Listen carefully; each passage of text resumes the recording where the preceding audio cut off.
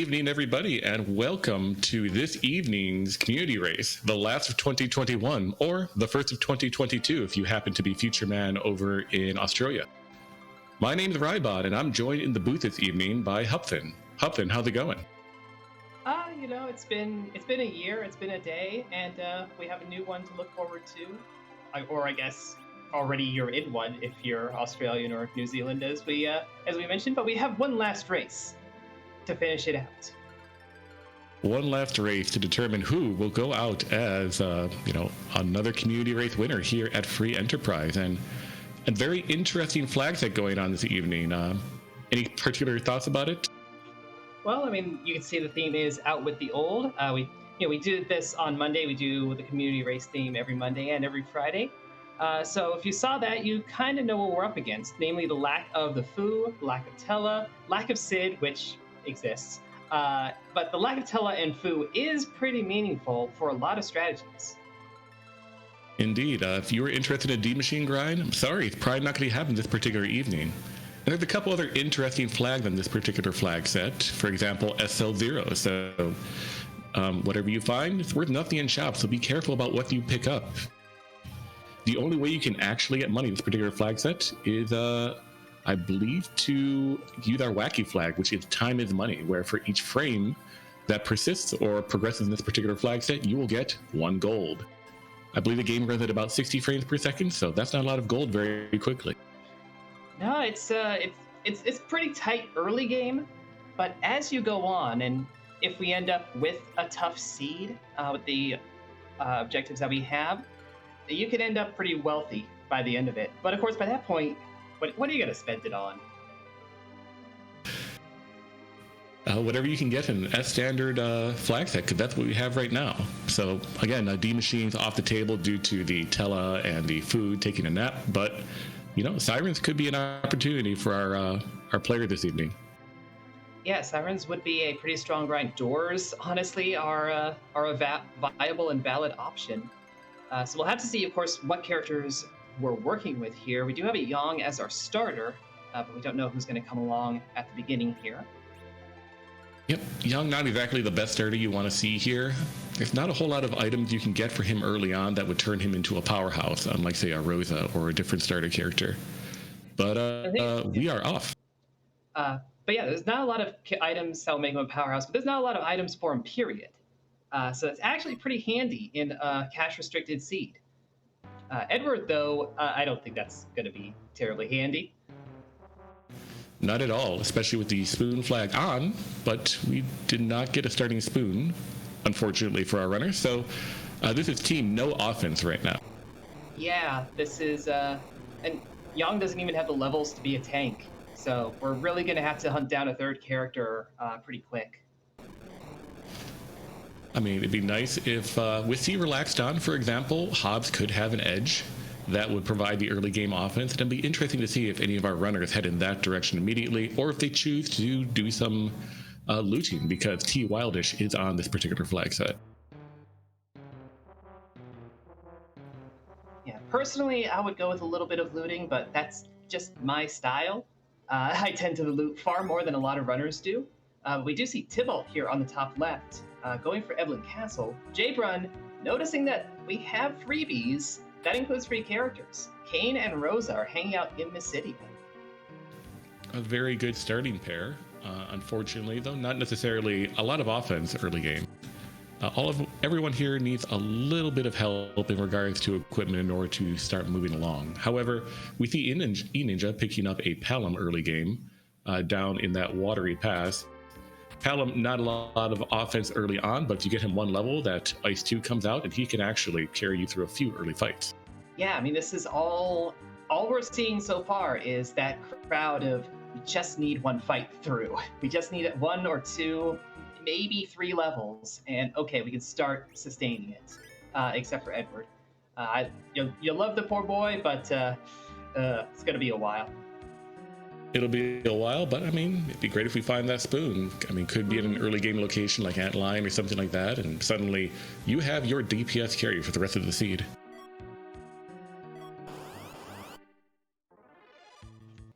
Jbrun is going to be the first to make that Hobbs check. could be anybody up here, as long as you're not over the age of 40. And that Palom is not over the age of 40, but not of interest to Jabra. Very under the age of 40. Some would say he's a minor. Yes, I think most organizations and governments would consider 5 years old to be a minor. Is that really how old he is? 5 years? The twins are canonically 5 years old. Riddy is canonically 7. Riddy is also the one that has to have a chronological age and then age on her wiki page, because it's Feymarch time, I guess. This is an interesting video game if you pay attention to the story, which we don't do here because we go fast. No time for story or lore here, unless you're playing Legacy. Now, the Frankie Bones does have time to go over and get this free key item. There is an Edward in the party, but there's also an Edward in the bed.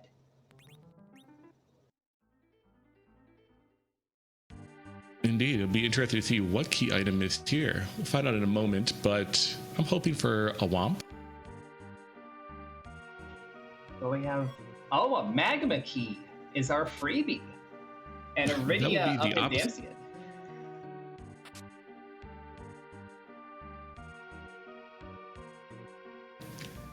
So, if you are in Frankie Bones' shoes right now, do you head underground immediately, or do you do more overworld checks that are available to you? I think you take care of all the freebies that are available. So that's Mysidia, that's Damsian. You may do what Jabrun is doing here and seeing what the free summon is, although it's Mage. You did do that free item check, and then you go underground and do the Feymarch freebie. And you kind of get the maximum collection of stuff that you can before you're putting in effort. Just so maybe you have to put in less effort when that time comes. It's a pretty good approach. I mean, make the game as easy for you as possible. Don't expend more effort than necessary. Makes sense to me. And there. Go ahead. Oh, and here are the potential opportunity as well. Our players had been playing long enough at this point to acquire about 10,000 gold. With, at least for Frankie Bones and soon for our other runners, underground shops being open and available with S standard on, you can find many of those J items like sirens, for example. That could be an option to head underground, try to find some kind of early grind for this party that you've assembled, and just steamroll over the overworld. Yeah, that sort of early grind will actually be pretty important and pretty valuable. I hadn't noticed that Dark Elf was the actual fight up here on Hobbs, and Tybalt and Jabrunter are both taking it on right now. Yeah, it looks like Jabrun will have a little easier time with this over Tybalt.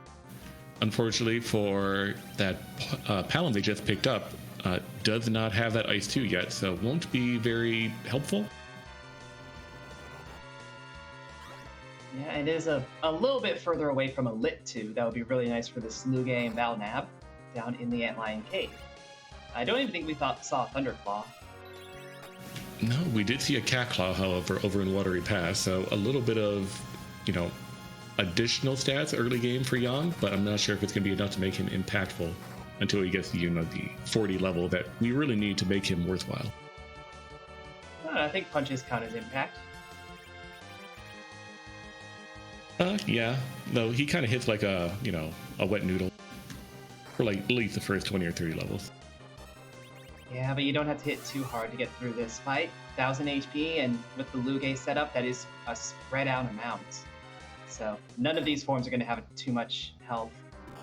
Dark Elf does have a meaningful amount of health, apparently, as Tybalt is still kind of struggling through it. Yeah, it's actually going to be a photo finish here. Might have enough time for... has no item. Trying to run buffer a little bit. Get a hit in before... Nope, that deep breath will do it. That's unfortunate for Tip. Yeah, this is one that you're going to want to go do the freebies before coming back for it. And probably not coming back for it because there's another Palom available. It is a very nice chunk of early game XP, however. And there's a package waiting behind that Antlion check.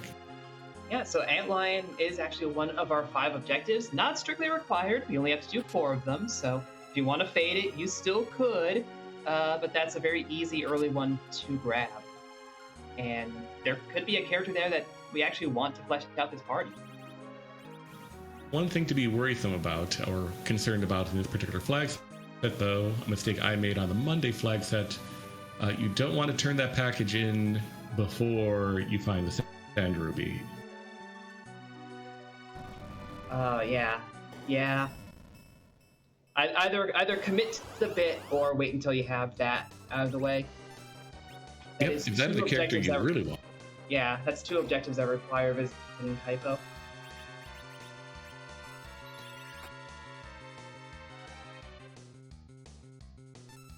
Or don't require, but it involve type. Anyway, here's another cane.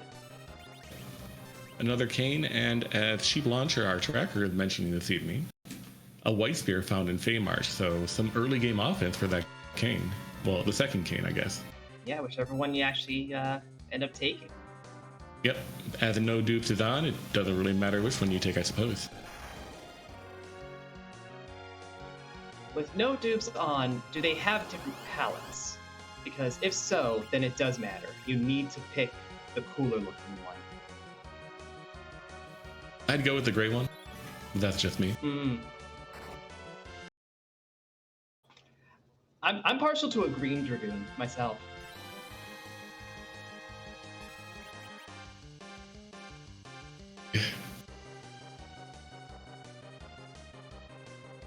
So we have a lot of divergence overall right now. 3 characters staying above ground, 1 turning in the package early in E Ninja, 1 underground. And we're seeing an antline being cleared by a second character now, or a second player now, Tybalt, trying to find some kind of early game offense. I wonder if Tybalt has not noticed that free character there on this particular flag set.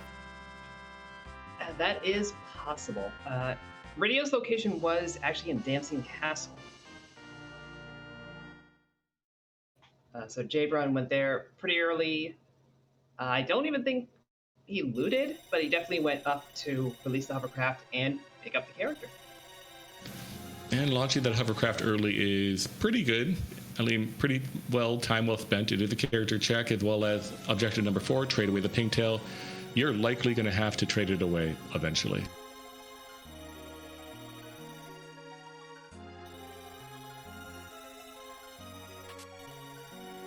Bahamut as our package boss fight, you don't hate it. It's not rough to deal with. No, only about 400 HP here. And I believe Yang will take the 315 apparently, as that's how much Ninja did. Even less than I thought. Yeah.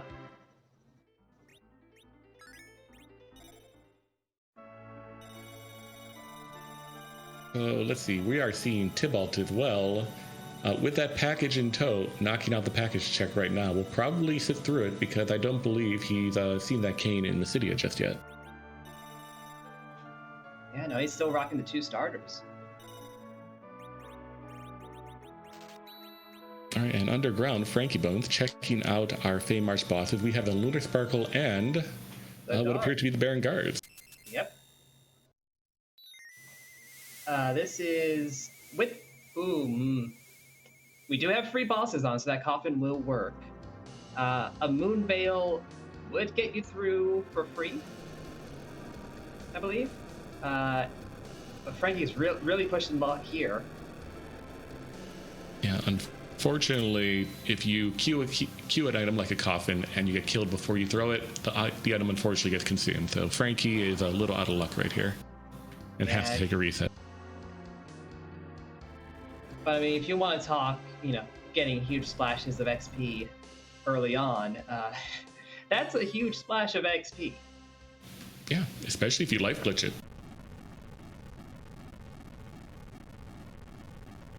The fight is fully doable with that Moon Veil as well. They do no magical damage whatsoever.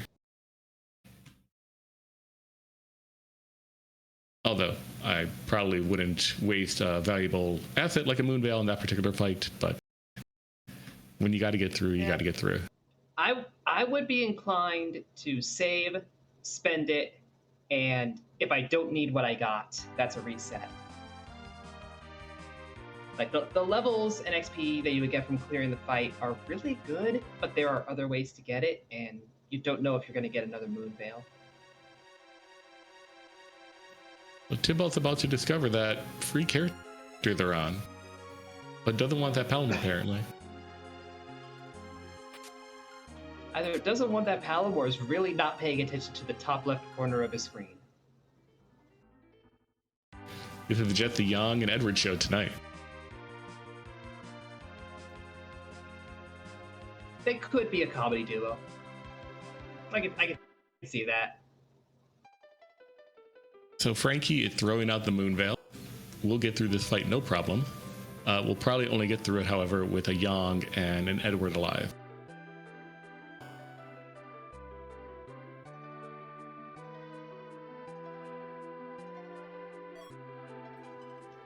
Oh, there's Tybalt picking up the Magma Key.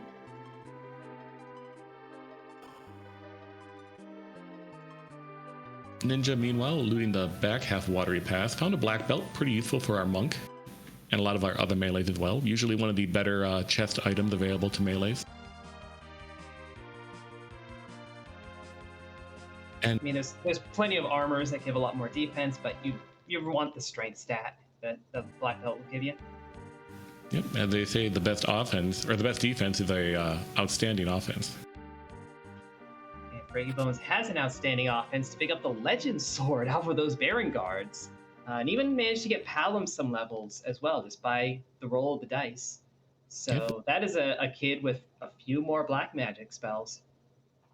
Not quite Quake yet, but I believe maybe close to, or if it doesn't already have Virus. So a good bit of offense and halfway to objective number 3. Yeah, I think I saw Virus pop up as being learned, so yeah, that's a great one to have early on.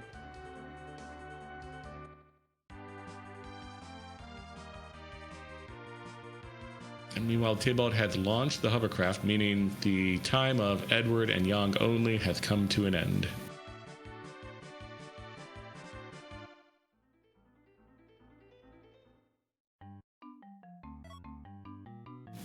Ninja, I believe, will be giving us our first check of Fabul defense this evening, where a Mom Bomb is waiting. Yeah, nobody else has taken this peek just yet. This will be a bit obnoxious because it's Mom Bomb, and she gets way too much HP. Yeah, Mom Bomb's not exactly a boss you want to see early game, would rather see it late game. Yes, it hits pretty hard at a lot of spots, but when you have to do an additional 9,000 HP once you initially trigger it to kill it before it explodes, that's a whole lot easier late game than it is early game.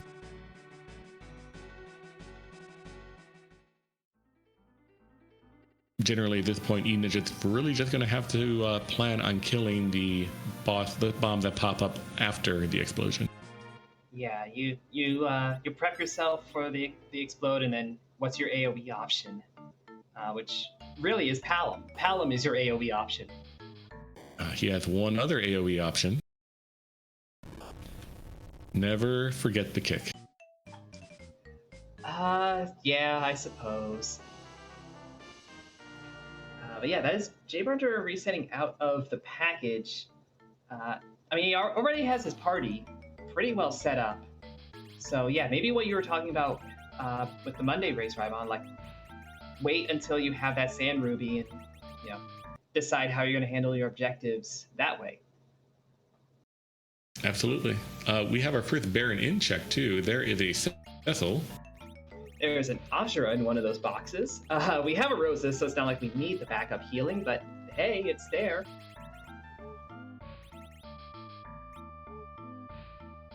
That Cecil is, well, probably your endgame offense.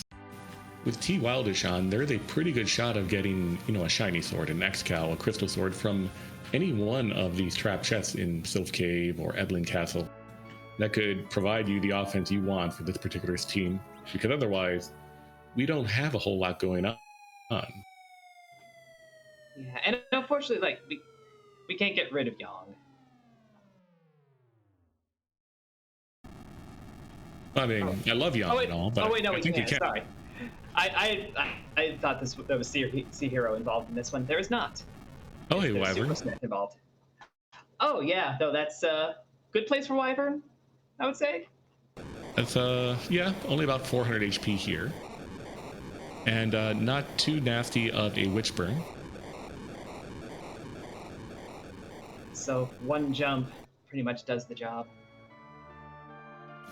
Now, if Wyvern didn't have Witchbird on, that is a really, really nasty spot for Wyvern. It's Oh, pretty yeah. fast and it's very difficult to get the first turn off. Oh yeah, no, it's terrible. Valvelus here, also in the range of rough, I dare say. Moderately terrible, very slow spot, however. Yeah, this is really just a punchy kind of spot, and we have Kane. Kane can jump. It's going to cause more punchy, but it's going to guarantee the damage. The challenge may be what happens because if Kane gets killed here, or if Rosa gets killed, especially because I don't believe anybody has any life potions yet. We didn't start with any. There's no starting kit or anything like that. And if Rosa goes down, you are done for. You have no way to pick any people back up here. I did see someone buying life potions. I don't remember who. It might have been Frankie Bones. We did just see on Jay Brown's screen what E-Ninja had earlier, the Earth Crystal coming from defending Fabul. So E-Ninja looting that treasury, getting some decent Cecil stuff. I saw a light sword. So that's not an objective, but very valuable stuff to be doing. Yeah, White Spear. You're happy to have that. Yep, E-Ninja rewarded with that early Fabul check, finding a fair amount of gear that will hopefully provide him the offense he needs to get through the rest of this overworld.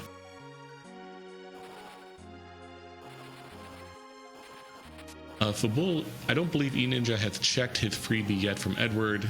That Magma Key would, at least for me, push me away from an early Fabul defense and at least go trigger Sheet of 1 first before doing Fabul defense, but it really paid off for Ninja this evening.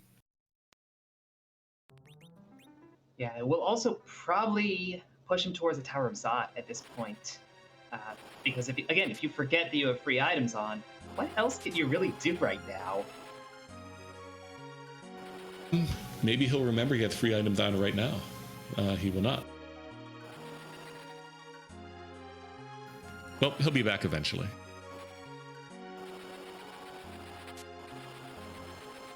And, oh, by the way, Frankie can now forward. Yeah, you really want to go to Fabul, it turns out. That is a place that has the goods.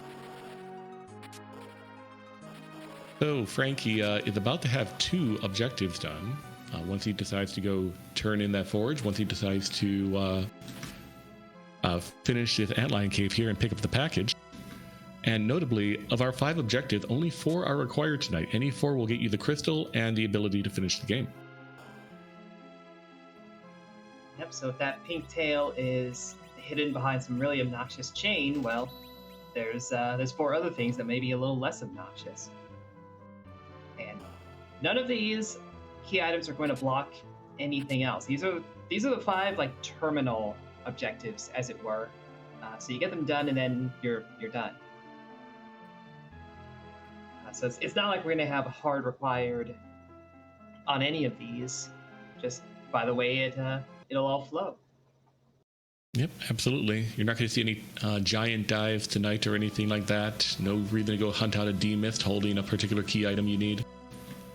This had the opportunity to be a very fast seed, especially the way it's been shaping up this morning or this evening. That's morning somewhere. But that actually will make the Wagyu flag come into play more. Because again, a jet seed means less time, means less money. So you're going to have to deal with that more so.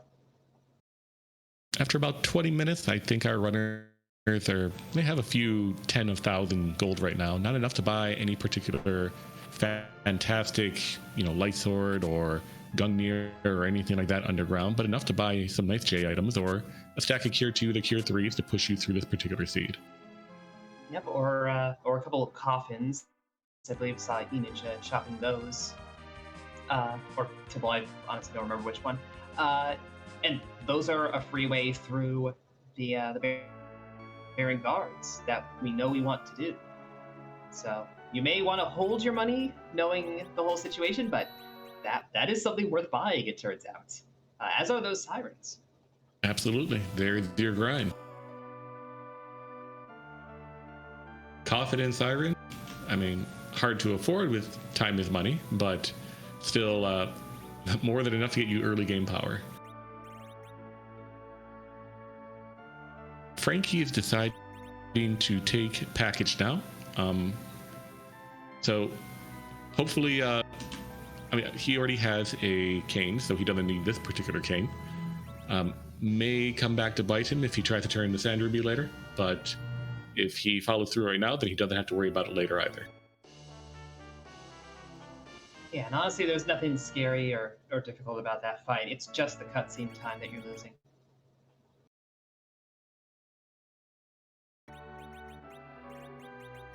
Now, one other note about Frankie right now. Frankie is in position to forge, and with Supersmith on, we don't actually get an Excal for that Cecil that's currently waiting over in Baron Inn, but instead we get one randomized super weapon for any character in the game based on the FF4 Advanced release for the Game Boy Advance, I believe. Yep. And with Sea Hero off, we don't know which character it's going to be for. Absolutely. And a question in chat regarding the Sand Ruby and the package. So both of those are redeemed in the latter half by going to Kaipo. You only have to burn the Village Mist to clear that objective out. That's why we have a whole bunch of number 1 marked for our runners. But if they go to Kaipo now, they're going to have to go through all the whole cutscene and the second half of that whole sequence. So at this point, if you've burned the Village Mist, you're kind of committed to either never going back to Kaipo for anything, let alone Sand Ruby, or accepting that you're going to have to sit through that cutscene and that fight, and that's time lost. And that's Tiger Claws coming out of the Supersmith. That's a little bit of a disappointment for our runners, especially Frankabones. I know we have Yang, and he can use the Tiger Claw, but the Tiger Claw is actually a little worse, I believe, than a Cat Claw, as it gives no strength, I believe, only 10 agility and maybe some vitality. Yeah, it's fine if you're having to do an agility manip, but that's where the value is, not in the punch power. So not a Caliburn, but still a little bit of a womp. At least it wasn't a scrap. Spider-Man, pointy at Spider-Man meme over on E-Ninja side. Absolutely.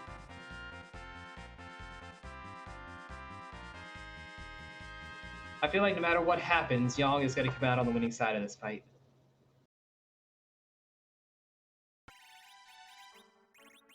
Yeah, my money's on White Pants Yang. Oh, see, now you're being specific.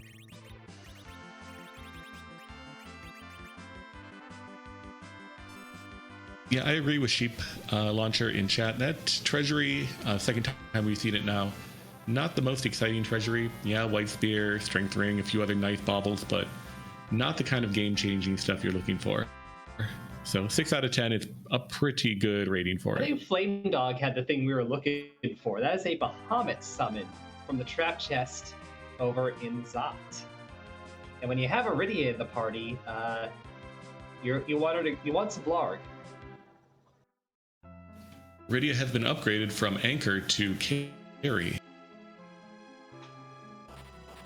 Meanwhile, oh, and look who we have in the back attack spot. First, you must face your inner demons. Then you must face your outer demons. In this case, it's outer demon is bad comedy. I would say bad comedy fits as like an outer. I'm sure that's the circle of hell. It's just really bad jokes. It might be like the 9th or 8th circle. I don't know the hierarchy here. I haven't actually read Dante's Inferno. I mean, that's a comedy, right? It's a divine comedy, yes. We're not leaving 2021 without a Dante's Inferno joke. So help me. Now, unfortunately or unfortunately for E-Ninja, we did not start with a kit, so I do not know if E-Ninja has found a Star Veil yet to counter this Golbez. I thought I saw one in the treasury, but all of our runners that have gone through it went through it pretty quick. There's one. There's a single Star Veil, so congrats, Kane. You get to live. congrats Kane and E-Ninja on winning the 50-50 as well. So this fight is effectively over.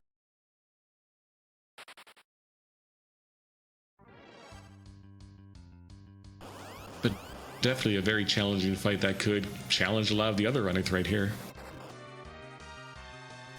Yeah, if you don't have that Star Veil or that Moon Veil, but that's an expensive Moon Veil spend. Yeah, that is pretty strong magic at this location. Or you could just not do ordeals. Is also an option. Let's not go to ordeals. It's a silly place after all.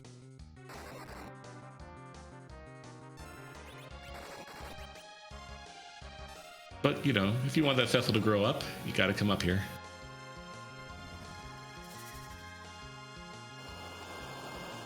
And if you want that Rosa to grow up into a white mage who can cast Exit, you have to do these Zot fights, starting with a Panazzo at the Maga Sister spot.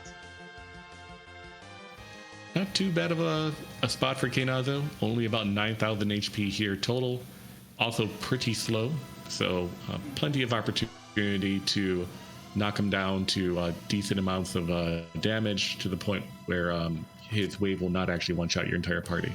Or you can just kill him before he even gathers the water. Also an option. And with that Palom in both of our right side runners' parties, that's your elemental damage, so take full advantage.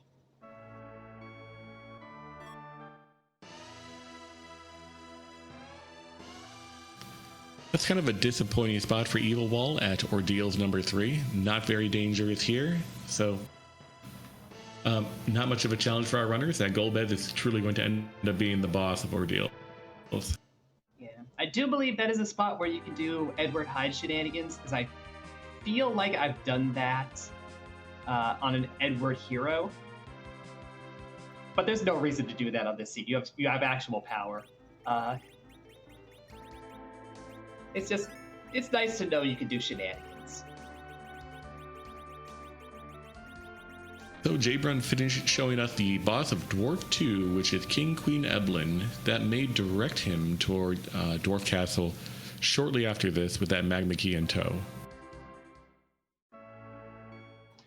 Yeah, and a good point from Sheep Launcher, because we don't have unsafe bosses, seeing that Golbez on Ordeals should be a giant red flag that your way underground is not there.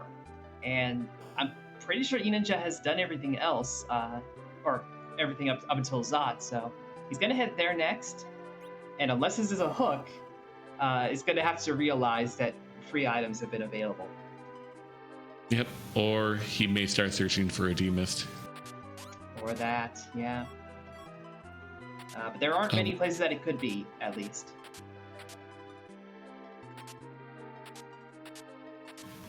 Oh, and we have our favorite ninja up on Zot this evening. Edge in Zot number 2. And some decent equipment for him as well. A full moon to back row him, a Murasame.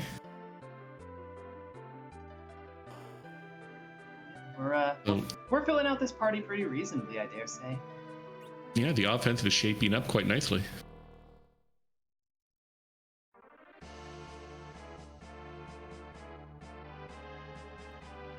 Meanwhile, Tybalt heading straight up Zod as well, following Frankie and Jaybrun's wake. Yep, also doing this trap chest, also going to get the Bahamut summon. Going to be rather happy with that.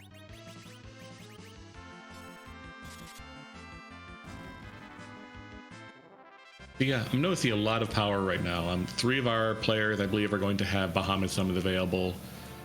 E-Ninja has a Paladin Cecil with a light sword, a power shirt, and a bunch of other goodies as well.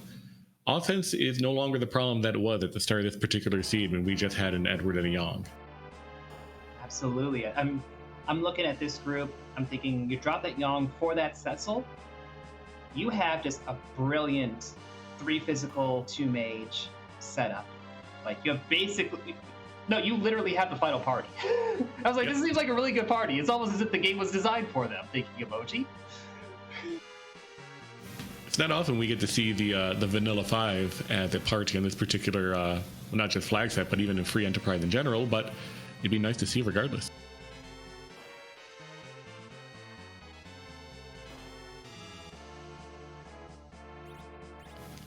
But yeah, at this point for our runners, with all the offense, it comes down to who can route better in this particular sense. Who can route better and who can get a little lucky on the checks. Yeah, and who can play with this flag set a little bit better? I bring that up mainly because Jabron's Rydia here is in the middle and is using Sylph, and I feel like that messes with the Sylph glitch, does it not? So from what I understand from the Sylph glitch, you're correct in that if Rydia's in the center slot, she should have NP deducted by casting Sylph. But if I remember correctly, that's only if it's adult Rydia. But if someone could correct me in chat if I'm wrong, I'd appreciate it.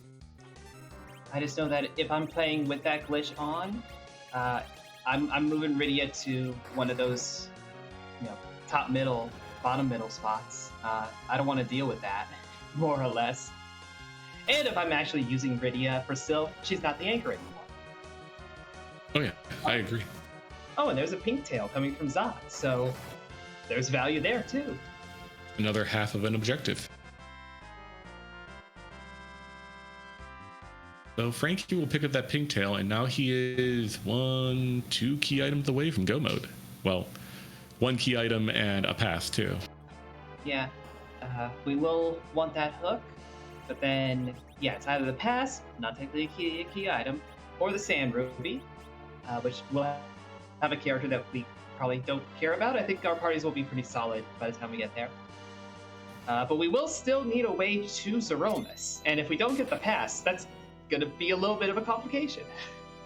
Yeah, that'll be a little awkward. It could be behind whatever that lunar sparkle is down in Feymarch, Holy Art Darkness Crystal. The path could be on the moon, as K-Moon is on. Yep, could have a vanilla Darkness Crystal, and now we're hunting down Luca Key. Could have a keyless tower situation. It could be a nice, long, difficult chain to find Darkness Crystal. And I'm here for it. Absolutely.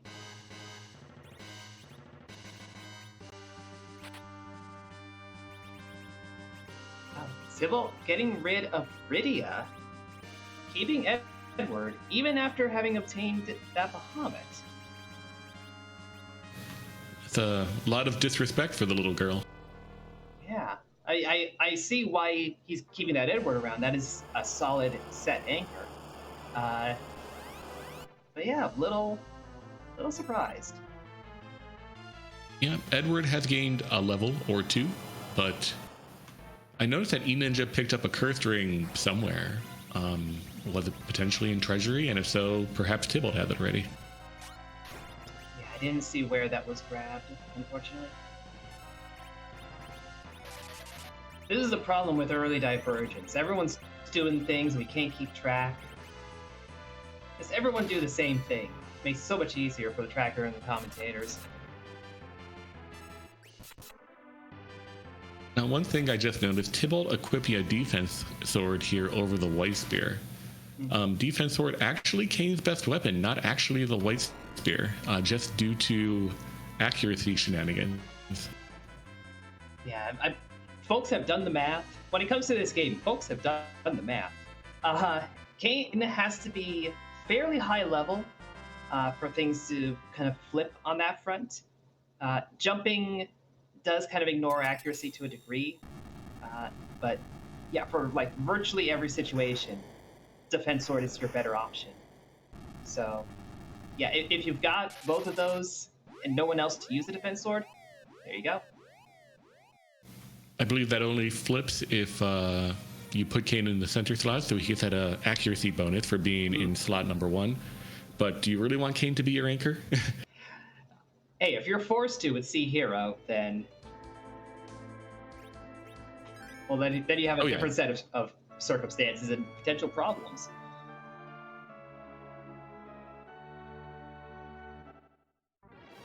So a lot of our runners retracing each other's steps. We have Baron in with Tybalt, Jbrun, and Frankie heading up Mount Ordeals right now.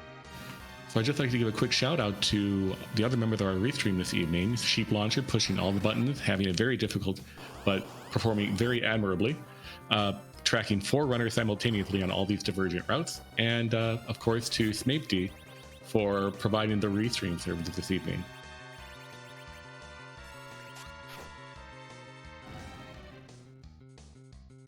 And of course to my co-commentator Hupfin for keeping me in check.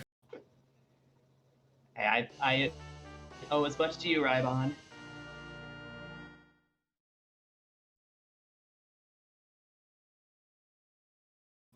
So of our 4 runners that are restream right now, I'd say that Frankie probably had a little bit of a advantage right now, having that Legends Sword, doing that early Fey March play against those Baron guards. If you're in Frankie's position with Dwarf Castle and top of tower still available, where do you go if you were him? I go Dwarf Castle. I'm ever so slightly leaning towards I don't want to do Keyless Tower.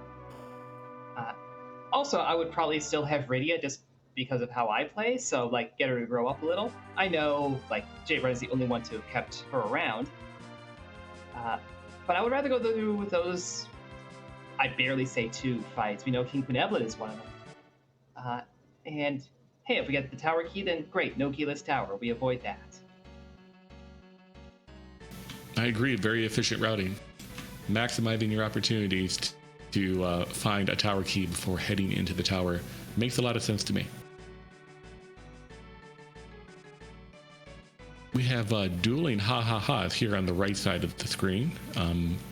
Let's see if either of these runners here have any issues with the laughing mage. Because the magic here, pretty high and more than high enough to one-shot any of these 4 characters still standing. Frankie has multiple Star Veils, but again, does get the Star Veil out in time. So yeah, did not have to worry about that 50-50. Very good timing. Let's see if Jbrun had the same fortune. And he does. All right. Yep, this back attack spot has a lot of potential to be a real trouble, but all of our runners this evening handling it very well. And E-Ninja on the bottom left, remembering now that free key items is on, and will be picking up his magma key in a moment. You'll love to see what Jbrun just did there. Using the white sphere as an item to cast white on an enemy that's weak to it. It's actually effective. And also you have to hit Golbez with something to trigger the script. Yep, Kane is actually a pretty efficient mage, and he doesn't even need mana.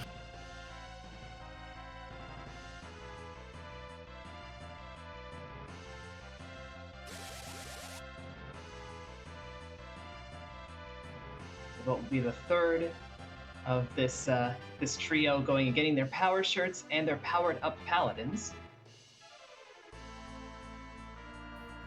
Again, a little bit of a challenge for Tybalt here. See if he can get through this particular fight in a decent amount of time without getting too unlucky.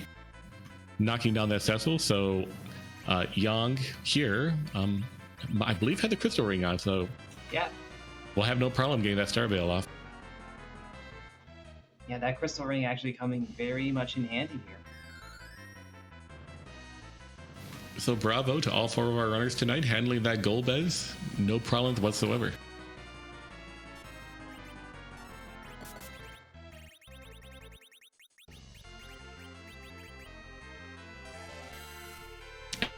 And Tybalt also showing off one of Golbez's weaknesses, throwing on a Fire Claw on Yang. Golbez actually weak to 2 things, white, or holy as you mentioned earlier, and fire as well, that a lot of people don't seem to remember.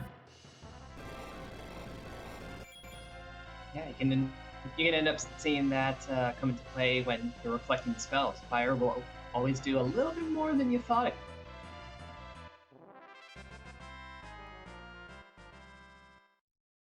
would. I believe I noticed over on Ninja side, our runners, due to time is money, have just crossed the 100,000 gold threshold, or just a little over. So there's a lot of options now for purchasing things in shops. Yep. Uh, and we can now start to see like who has been shopping around. As Frankie Bones is only at the 84k. I say only 84k. That's still plenty of gold to do basically anything you need to at this point. That's like 21 sirens. That's a lot of sirens. That's like endgame levels right there. And I believe they were for sale in Tamra, right? Yes, they were.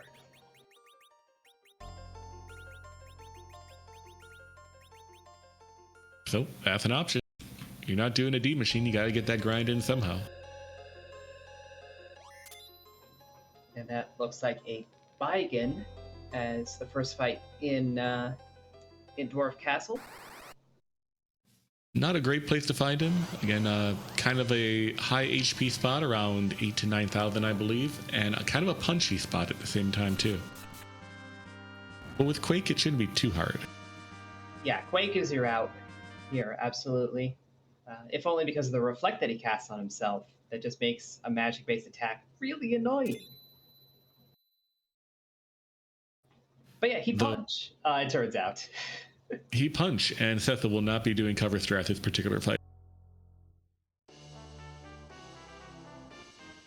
And we also won't be getting a Quake out of Palom either.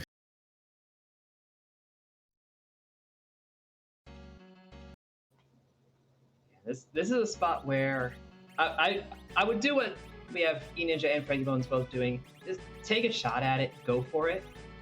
If you wipe, then grab a siren or two. Your cane can probably one-shot an egg, or your edge, or a virus. Like you have ways of getting a few more levels and a bit more HP before coming back to this. So you know you're not locked. It's just a matter of how quickly you're going to get through it. Yep, and of course, all of our runners have that knowledge that behind this Baigen is, well, easy street for the most part. King Queen Evelyn.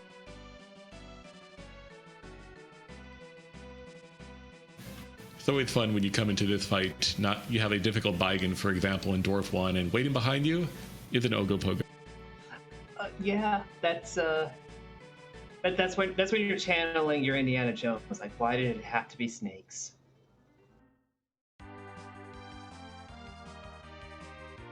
And someone tells you that Ogopogo is not a snake, it's more like, sure, but you're angry. You're still angry. I'm tired of all of these snakes in this castle. Yeah, I don't think I have a way to make that scan.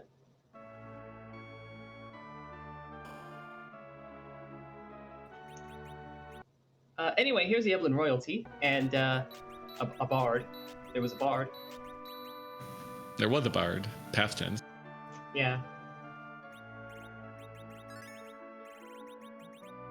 But sorry, Edward, we have not found a spoon yet. It'd be interesting, though. With C-Buy off, those Edwards are available to be picked up again over in the Tower of Wishes. So that is a potential slingshot opponent for many, or slingshot opportunity for many of our players. And that spoon would make him probably the hardest hitting member of our team right now. Yeah, it's also a consideration if you're using him as an anchor, which Tybalt is continuing to do. You don't actually need him to be around the whole time. You could just go through the game with 5 viable fighters and then grab him right before you head to Zeronis. Have a base level Eddie. Yep. I'm not sure how much he leveled his Rydia, but Rydia could also fit that particular build. Mm-hmm. But yeah, the idea behind agility manipulation, holding on to a particular anchor to make later fights easier. There's a lot of fights underground, for example, here that you don't actually need an anchor. You don't need an anchor for Dwarf Castle. In fact, sometimes it hurts. You don't need an anchor for Top of Tower or Super Cannon Room. It's really just Luca and Feymarch where an anchor really is vital. Now, Frankie Bones did get through and picked up the key item, but we had a bit of stream lag, so I don't actually know what it was. We'll have to wait until E-Ninja gets through, and hope we don't have the same hiccup.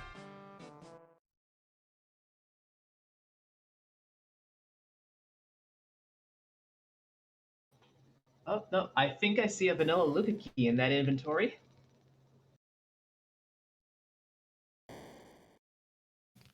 Oh, there it is. You're right. So, Sealed Cave is on the table in addition to Fey March and Top of Tower for Frankie. So, pick your poison. Do you do Top of Tower? Do you dive that Luca? I'm feeling like right now, pick your poison is a pretty appropriate phrase. I don't think any of these are something that I want to be doing. Keyless Tower is not bad in and of itself, but it is a sluggish risk that Frankie Bones is going to take. Yep. Of the 3 checks remaining, you have that unknown Lunar Sparkle and Fey March. It's a very difficult check. Or it could be an easy check if it's like a plague. Luca is a difficult check because it's a very fast check. I think one of the fastest spots in the game. So without an anchor, you're having difficulty. It's also one of the highest magic spots in the game too. Yeah, you can get some very, very rude things. But yeah, we've seen Wyvern, so we can at least rule that out from the Fey March. But that still, I believe, leaves Ogopogo, D-Lunars. You're really hoping for Plague at that spot, honestly. As fast as it is, that's what you're hoping for. Yep, I would be very, very happy to see a Plague over in the Nasura spot. Most of our players, I believe, this evening have some kind of agility anchor solution. So a couple Berserks from that Rosa, and you pretty much are done with that particular fight.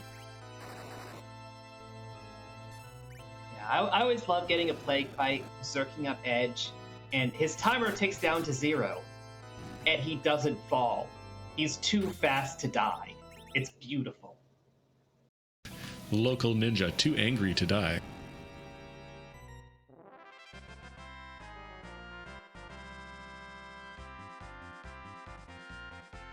But it looks like we're actually getting the Luca check instead of the Top of Tower check from Frankie Bones. Yeah, he baited us a little bit there.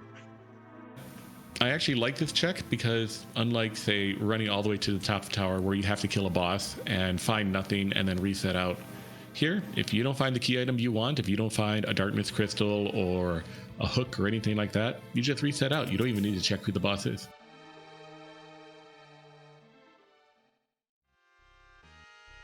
And I believe the Palom that Frankie has should hopefully have warp by this point, so exiting shouldn't be too much of a trouble. Honestly, I don't remember what level Palom gets warp at, so I can't confirm that. And we don't have the warp glitch on, so nobody was going to sneak their way around that anyway. I think it's 28 or 29, but I need to talk with Tybalt after the stream because he knows for sure. I have that on good authority from Martin. Hey, an objective. Oh. I think you walk that out. I think you take the sure thing here. You definitely take the Sand Ruby, and unfortunately, what we were talking about earlier, I believe Frankie queued that package, didn't actually finish the package cutscene, so he might have a little surprise when he walks into Kaipo to turn in that Sand Ruby.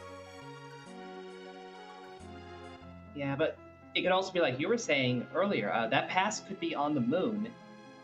If that hook is, somewhere down here, which there aren't a lot of options left for being down here, but you could very well just have a straight shot past the moon, not even deal with any of the fights there, go straight to Zeromus. You've decided on your 4 that way. Yep. And 30 eggs in a dream will get you to the levels you need to win. Now, Frankie is discovering very quickly here that the magic is very, very, very high here. They're pretty good at magic, these Magus sisters. It's almost as if they're named for it. Whereas the melee, not exactly very strong here.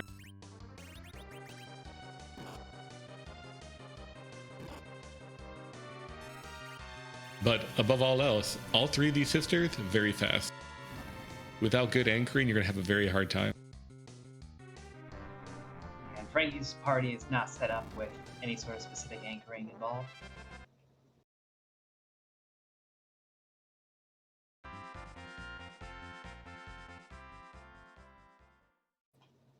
But we do have E-Ninja and Tybalt both obtaining that Legend Sword, so they are both. Well, no, Tybalt is in position to forge. E-Ninja has to go obtain that Adamant Rock. But that will come from the Sheila 1 visit. Yep, Tybalt well on his way to finishing his second objective. I wouldn't be surprised if he does it shortly after this Lunar Sparkle check, which is... Ooh, no probe.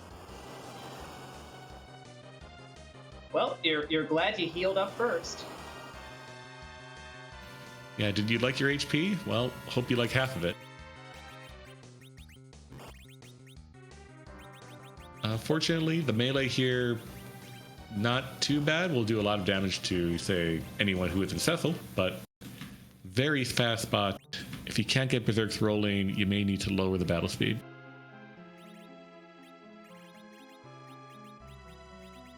Unfortunately, Ogopogo is not a fight that you can really do cover strats on because of those big waves. It won't cooperate.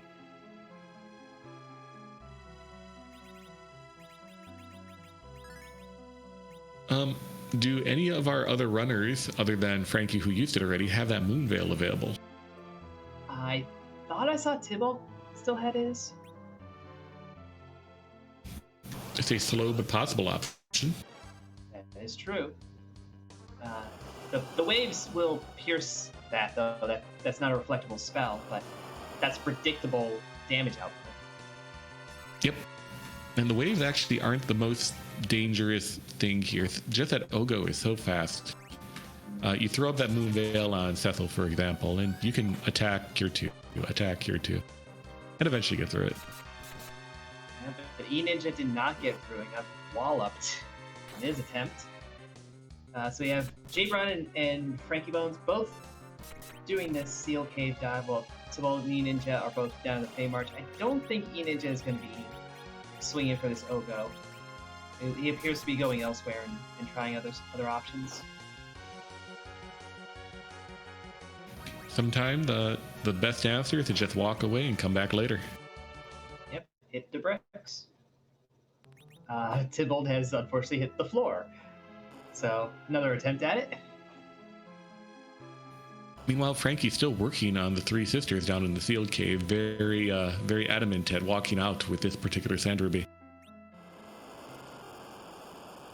Approaching it with a strategy of keeping that front sister down, because Mindy is the one doing all the damage after all.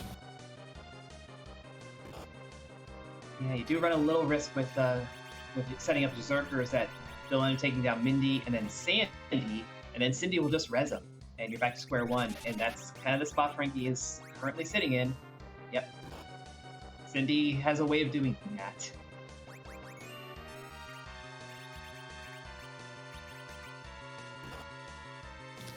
And unfortunately for Frankie, used that or queued that Quake before Mindy got revived, so Mindy did not get hit by it.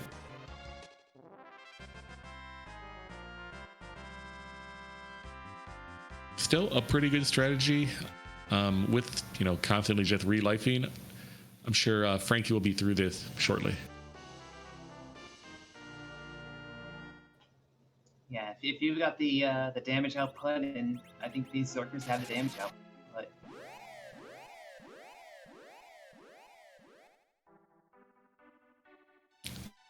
So Ninja is following Frankie down here to the sealed cave. We'll be very happy to find the Sand Ruby down here as well, but probably be less happy to find the Maga Sisters. Meanwhile, J-Brun, the sole player on stream who decided to keep that Rydia, is showing us another strategy for dealing with the Maga Sisters. It involved Blarg. Yeah, turns out Power Overwhelming also does the job. Says Frankie and J-Brun both through the Maga Sisters, getting to keep their sand rubies.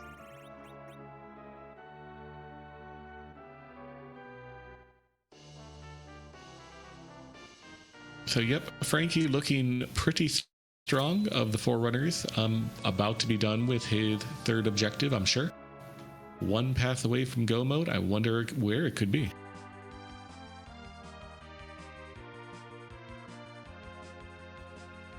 At this point, I think enough people have seen that Ogopogo that You'll do Keyless Tower instead. That's a better way to spend your time. What is the worst thing that could be here at the top of Keyless Tower? Are we hoping for an alt gauntlet? Oh, you mean boss fight wise? Alt gauntlet would be tedious, certainly. Elements could be annoying.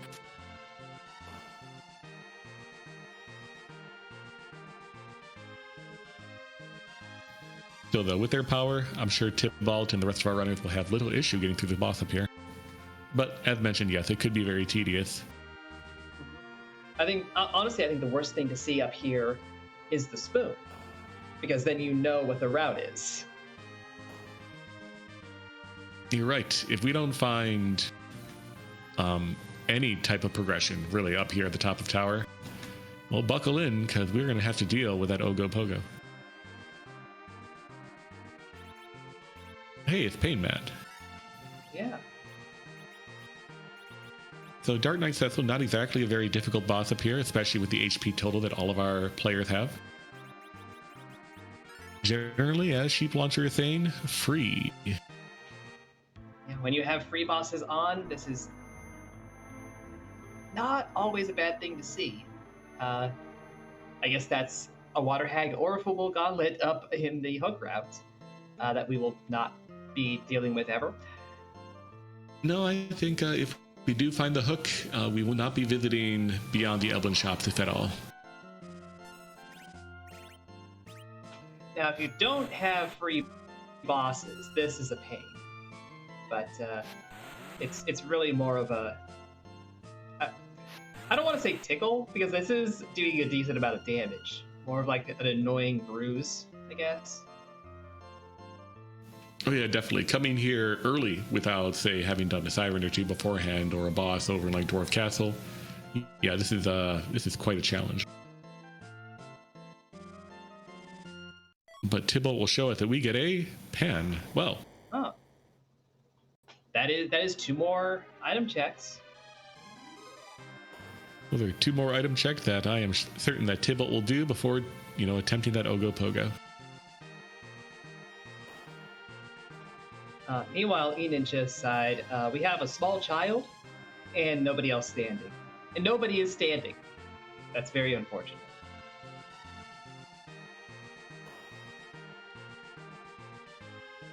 So E-Ninja, I believe, doesn't have anybody appropriately set up right now to be his anchor. So this will be a very difficult fight. Yeah, he's checking agilities and figuring this out. I don't know. He has that curse string. He does have a curse string. Okay, so you can at least set somebody's agility to 1. You could do that. I'm not sure if, I'm sure E-Ninja knows what he's doing, but it's going to be a challenge nonetheless, because with no Rosa on his team, he's going to have a difficult time with sustainment. I didn't even notice that he didn't have a Rosa. That's... I don't believe E-Ninja had visited Mysidia just yet. That is a valid point. Mysidia is your number 1 source of Rydia, or of Rosa rather. It rhymed, so my mouth just went there. Mysidia, Rydia, potato. But yes, the only Rosa in the seed thus far.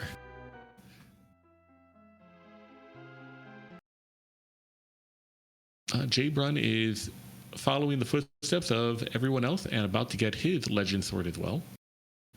So all of our runners will be at least part way through Super Smith and objective number 3 this evening. Unfortunately, we saw from Tybalt that Pan, at least the bonk didn't get us anything, but there's still Sheila too. Have to believe in Sheila. Believe that Sheila will give us nothing, and we have to do that Ogopogo. I just love that J-Brun used the Mage Summon, is repeatedly using the Mage Summon. I love this site. I love that it works. To the strategy you don't see often here on Free Enterprise, but it is a strategy that is working right now. Yeah, I believe Mind Blast does damage plus a hold.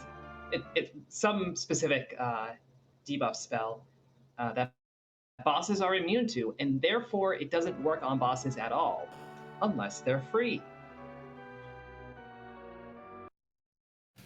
Yep, a number of bosses in this particular game who do not have something that we like to call the boss bit, which effectively identifies them as bosses and therefore immune to a number of status ailments. Kaipo guards, Baron guards, Dark Imps, a number of others who are vulnerable to stats that otherwise would be impenetrable to if they were other bosses. There's a question in chat about just the overall routing. Basically, every key item will be obtainable, so we can't have, say, a Darkness Crystal on the Moon, or the Earth Crystal as a reward from Tower of Zot. Everything will be obtainable. It may be a pain to get it. It may certainly not be the fastest way through the sea, but it will be there. Yep, so it's actually very likely at this point that pass is waiting on the moon or gated behind some key item that's currently on the moon. We're very likely, or much more likely right now, to find a darkness rather than a pass. Mm-hmm.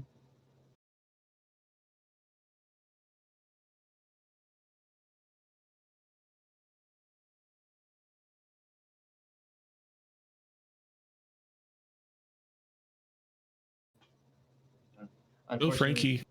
Oh, go ahead. I was just going to say, we're buffering right as Tybalt is going and finding out what is on Sheila, too. So we're going to have to wait a little bit to get that information. Yep. I'll have to hold my breath, but Frankie also now discovering that turning in the package before turning the Sand Ruby kind of forces you into this cutscene. So a cane that he didn't necessarily need because he already had one and no dupes are on, but I'm sure we'll be very happy to go turn that Sand Ruby. Well, I think we can demonstrate what the Sheila 2 item was, as Tybalt is raising the big whale. So it is still possible the pass is behind that Ogopogo down in Feymarch. It's unlikely, but possible. Yeah, it's also possible the hook is behind that Ogopogo. So at this point, you're either fighting that or something rude on the moon. Although we do still have a few of the freer bosses available, do we not? I believe we still have Kaipo guards available. We still have Dark Imps available. We still have dolls available. So yeah, there's a lot of free bosses that could be up here. Many of those, for example, dolls don't give full XP, and our players this evening may be hoping for, some cheap, easy XP from moon bosses while they search for that last key item they need. They may not get it if they find one of those freer bosses. And Fiery Blizzard brings up a good point in chat. As Tybalt is now heading straight up to Moon, finding that Darkness Crystal, that leads him away from the Sand Ruby down in Luca Cave. So that's one advantage that our other three runners on Restream have, knowledge of that Sand Ruby. Though if Hook and Pass are both pretty readily available on the Moon, it may be a wash, but it may be just a routing difference. No clue how this is going to play out. Yeah, absolutely. If Tybalt marches down to Ribbon Room, finds the Pass and the Hook in those two chests down there, he has the Galaxy Brain this entire seed. Luca with a trap. I mean, the doors work out. Yeah, E-Ninja is falling the hardest for this one. Really struggling to get through this Maggot Sister set. I have to appreciate the E-Ninja's stubbornness to try to get through this fight, because that is an objective, and now that he's leveraging that Quake, I think it'll be a whole lot easier for him to get through.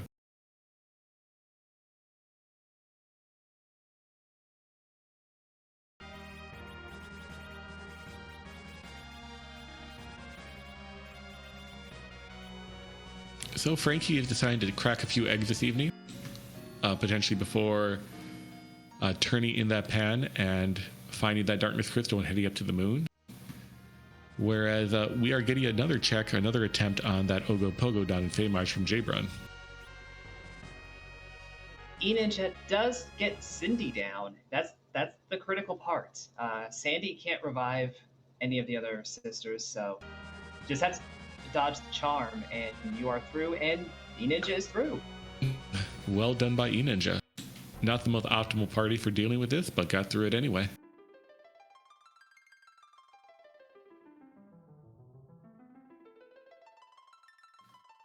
And Tybalt is showing us who's on our lunar dais this evening.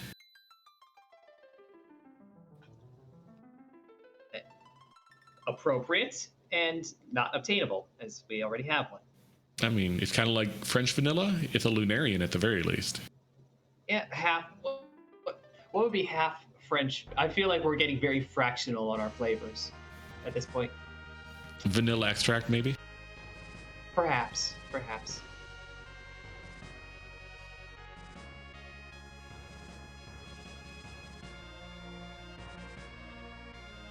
So it looks like Jbrun may have this under control, this Ogopogo. With Rosa blinked up, with Cecil blinked up, shouldn't be too difficult keeping this party alive, and Cecil berserked up will eventually knock this snake down. It'll be very, very funny and very, very interesting if this is a pass. Yeah, because as we see, Jbrun actually doesn't have any objectives completed. Because he reset out of the package, so you can do that at any time. That's not a big deal. But just also has not gone to the Sheila 1 check, has not gone and redeemed that Sand Ruby, and has obtained the tower key. And the chain continues.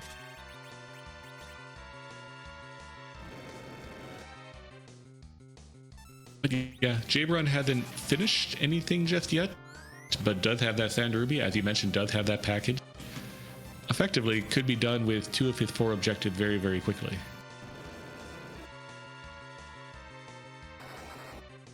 And heading to the top of the tower, we'll get that pan, which will lead to his darkness crystal as well as his adamant.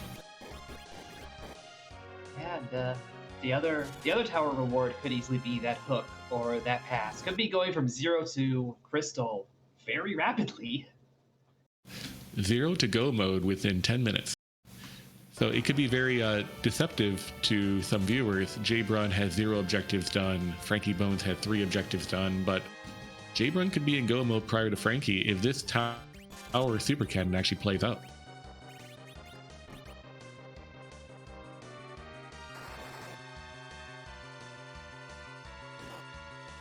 Meanwhile, is Tybalt, I believe, looking at the Murasame altar right now with his Rubicon? I actually was not paying attention. I think he went to Cape Bahamut first. Ah, okay. Yeah, a lot of HP at this spot, unfortunately. Yeah, and decent magic power to boot.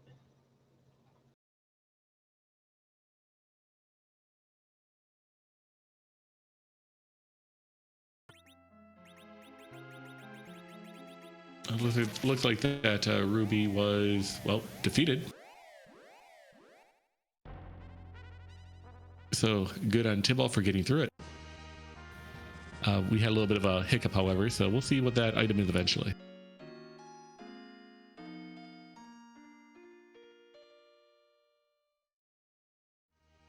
But yeah, the question on my mind right now, what is behind that super cannon?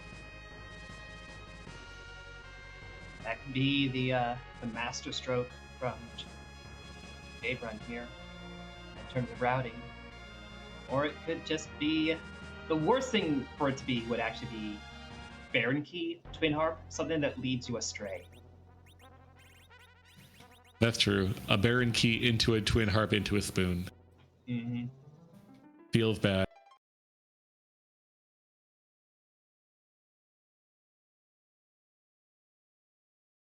Frankie heading down to fight his Rubicon down in Cave Value right now. sure won't have much issue with this particular one either, because I believe that Frankie had a few more levels, having grinded on eggs before coming down here. Or should I say up here, to the moon. Yeah, the moon is a bit more up than down. I would agree there. But then you go into the subterranean, so we are going down the moon, but that's still up relative to the Earth, so, you know, directionality is a thing.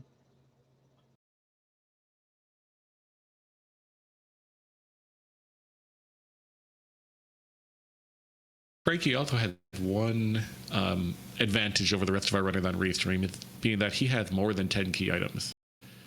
So the XP rewards he gets from doing this particular, all these bosses here on the moon, will be much greater for him. In fact, double. Yeah, Frankie wants nothing to do with that Rubicante, it turns out.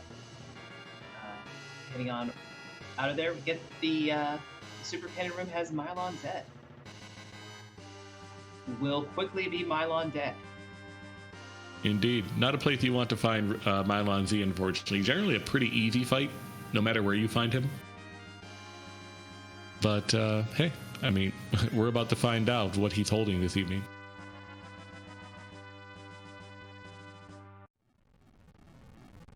It's always weird that the boss here in the Super Cannon Room is load-bearing. Well, it's more like his last act is one of sabotage. Oh, and now we know that it's the gauntlet on the hook route. So that's cool. Yeah, we'll head right down there. Absolutely.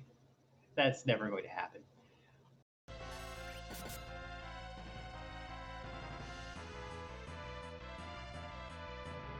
I like how Anna is yelling at a dead bard lying in the middle of the party. Be strong, dead bard. Edward! Get up, Edward! You're supposed to be in the party. He's like, just 5 more minutes. I'm tired. Had a long night. I'm helping.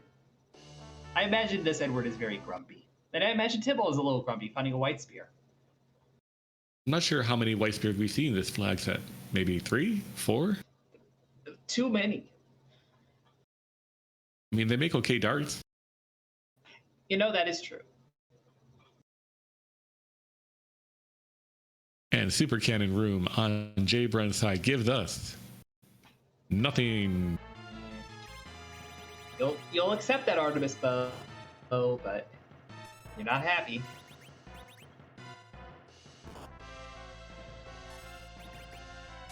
But he'll be happy turning in this pan.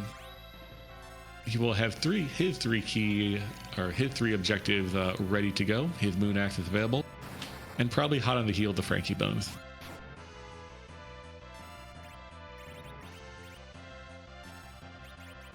And of course, Tybalt finding the antlion in his natural habitat. Time to throw various things at it. Just throw the kitchen sink at him. The kitchen sink isn't dartable though.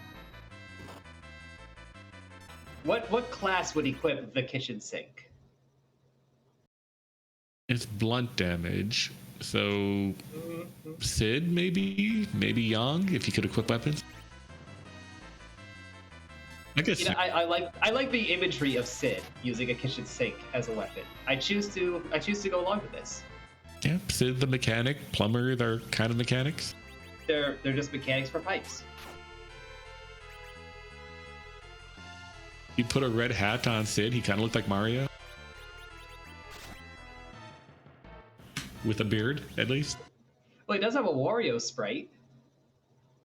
It does have that palette. Is Wario a plumber by canon? Now we're asking about the lore of 2 different franchises over the course of this stream. That's 2 more than we need. I'll have to look it up after the stream. A treasure hunter by trade. He's like Locke, okay. Ah, yes, a thief. I see.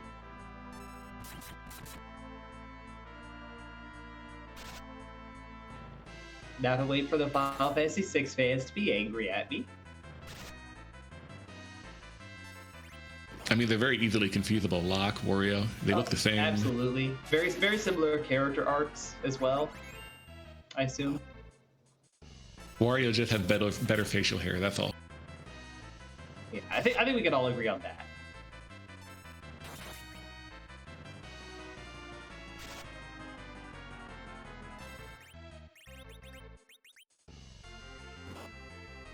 And at 117, Jabron has completed his first objective, and doing it in a specific order, turning in the Sand Ruby first, and will likely turn in the package afterwards. Yep, and then did we miss him doing the Forge? Because he was just underground. I believe he had to turn in Sheila 2 for Sheila 1 and 2 simultaneously. Yes. That is, yes.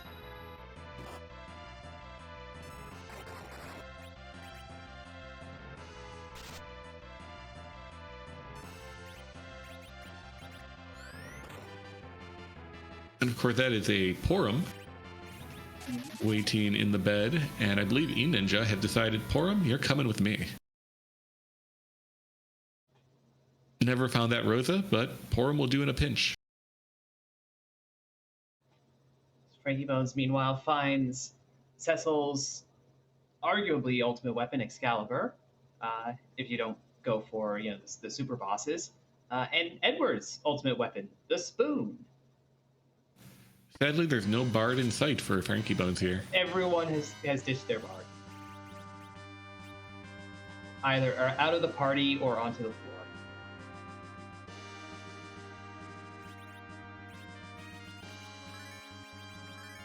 But offense is now, I mean, there is no offensive problems whatsoever. I believe they're the Masamune on that Edge, an Excal, a White Spear for our Cecil and for Arcane. This will be a pretty simple Z fight for our runners. They just need to get to it first.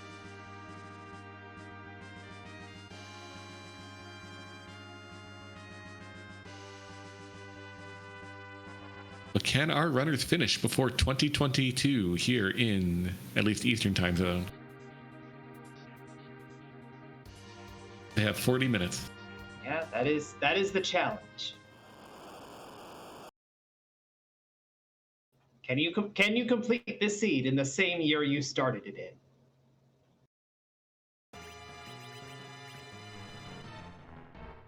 Well, with Darkness at the Ogopogo spot and a few coffins in hand, at least that won't be your impediment, even though they do be punching.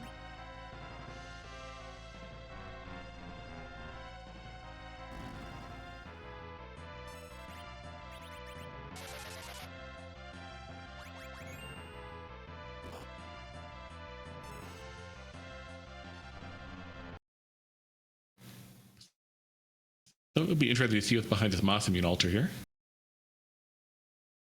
Good on Tybalt for keeping a few coffins on hand, always useful for situations like this. And yeah, I too am hoping for a White Spear Frith. We simply don't have enough.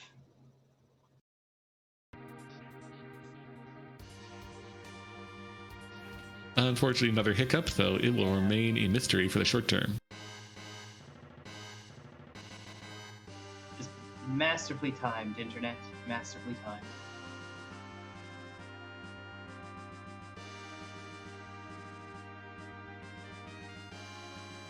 But I will point out, Tybalt is walking this out. Did not reset. So, either really cares about the XP.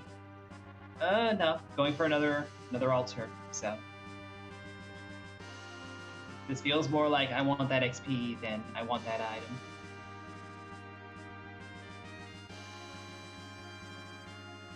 So Jbrun has finished forging. Ninja about to finish forging himself. So we will have 3 runners, 1 objective away from go mode. You can feel the end. It is coming. It is coming soon. So we are getting very, very close. But yeah, you actually make a good point. Tybalt never grabbing that Sand Ruby. If that was, the pass, let's say, he's still not in go mode. He still needs 2 key items, so we can't rule out that there was value on those imps. But we are about to see from Frankie Bones, I guess. Oh, so to answer a question from Infinius in chat, the wacky flag, time is money is on. So the only way to get money in this particular flag set is to receive weights, generally. You get 1 gold per frame. Yeah, and there are certain things when you're playing the game that will stop the display from taking up, but it is still counting every single frame. So you'll be in there selling stuff, or I think equipping, or a few other menu actions, and then all of a sudden you have a bunch more money when it catches up.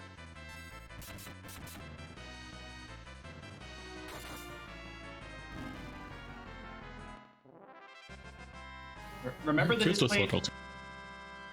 Oh, good. I was gonna finish with the disclaimer on wacky flags. They are not guaranteed to be stable. They're guaranteed to be wacky.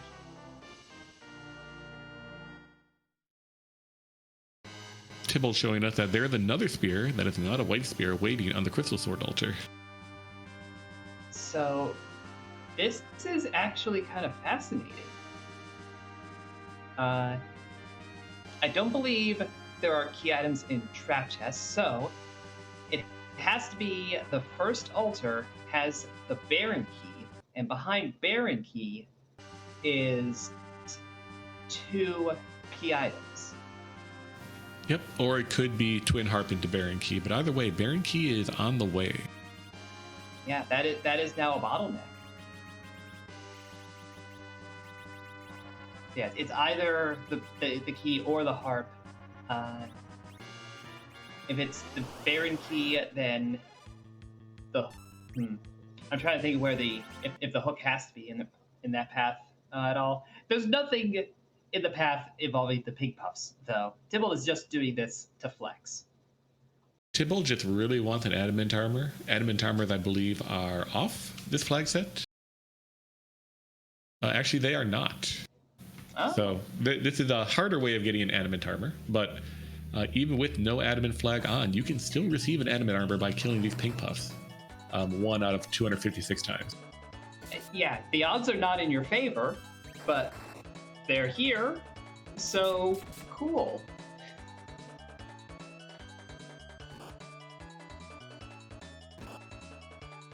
Tybalt just showing what he thinks of the Pink Puff League.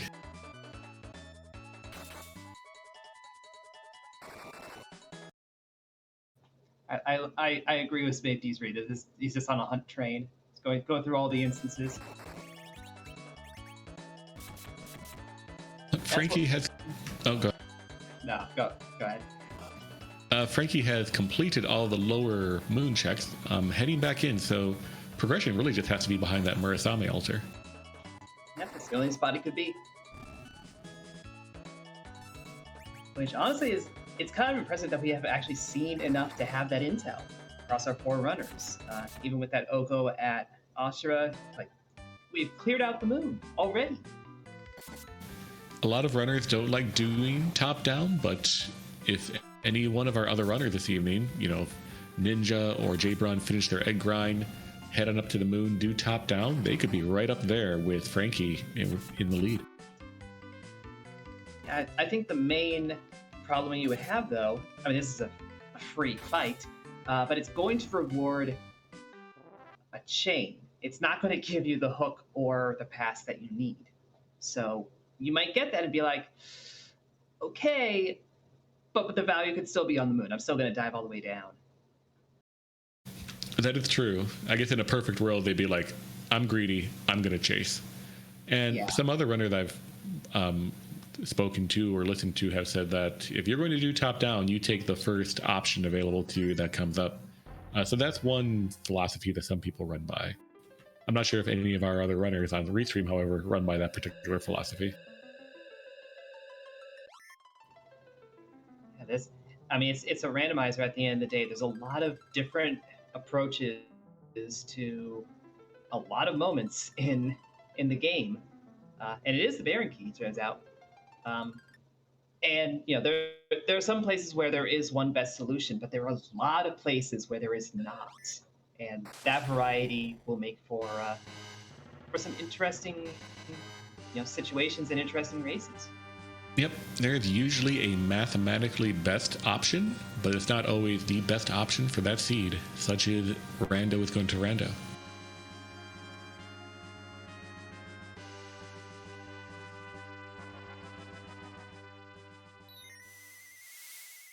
So, I believe is Baron going to have to be Hook and Rat Tail? Or I guess it could be Hook and Twin Harp into Rat Tail. Yeah. But ultimately, I think that we are not going to see a pass. I do believe you're right. Pass has to be behind Rat Tail, I believe. Or behind Harp, but then Harp has to be behind Rat Tail. In some sequence, it has to be behind Rat Tail. Now, if we end up with Hook and Rat Tail out of Baron, then you're going to go redeem that as you redeem Pink Tail. So for Tibble, never getting the Sand Ruby will be fine. Because, there's... Oh, wait, no. I'm... Yeah, Tibble would end up turning that Pink Tail and get the Harp, right, okay. Get the Harp, do the Harp, get the pass, and be in go mode and won't actually have to walk down the moon a second time around. So may actually be a little bit of a time save over doing the whole Sand Ruby thing down in Luca Cave. I warned y'all when we started that my brain wasn't all here today. This game can be confusing, it turns out. It has to be Plague, I believe, right? Nope, D-Lunars. No, it doesn't have to be Plague. Have we seen Pale Dim even? I think we have a lot of sparkles outstanding. We've definitely seen a Nope Rope and a Wyvern.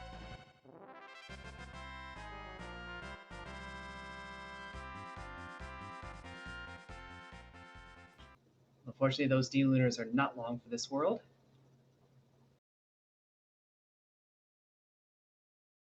So let's see who is up on the throne. It's another Sparkle. All right, this one's Plague, right? Right? It could be Pale Dim. Darn it. Plague will be at the Odin spot. All right, I will accept that. The moon controls Baron now.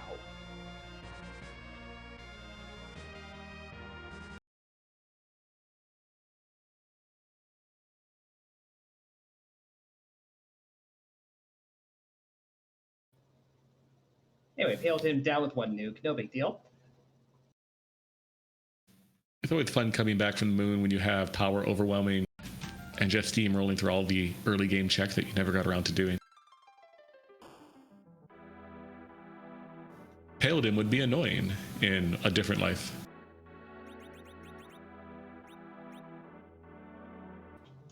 E-Ninja, though, is back down in the Fey March. Did not finish that Ogopogo fight. You see no tower key in his inventory.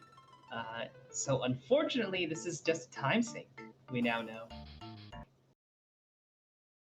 Yep, unfortunate indeed. We'll probably have little difficulty now getting through the Ogo now that he have additional levels, but yeah, as you mentioned, it will lead to a tower key to an Artemis bow, and not exactly what E-Ninja is looking for here. Meanwhile, Frankie is done with the Baron King throne. This will either be our Hook, or a Rat Tail, or a Twin Harp.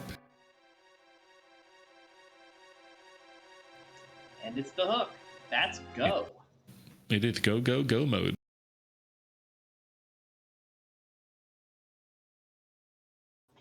Yeah, that is absolutely the best case for Frankie, who has not gone to TMCN at all, it turns out. Who was up here again? Rydia, I believe? Rydia, yep. Would you like a Rydia, Frankie? This late in the game? The question is more, would you like an anchor this late in the game?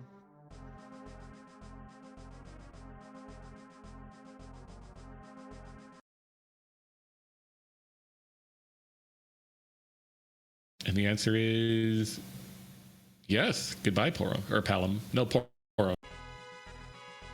I get them mixed up too much. Yeah.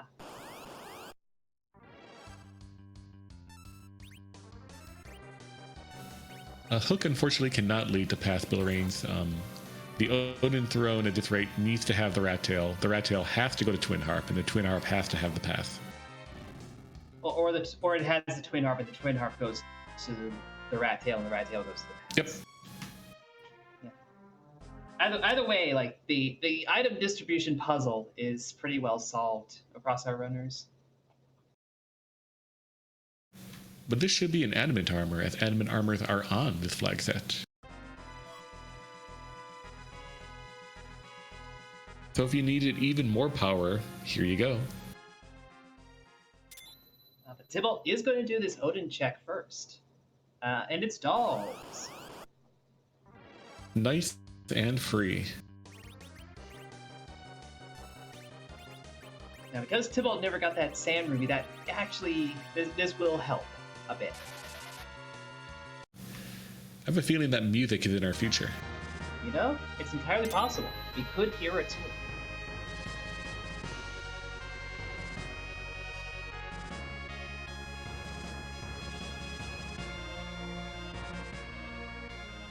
But Frankie, with Crystal in tow, heading back to the moon for a second trip, this time with a date with the Romus at the bottom of the moon.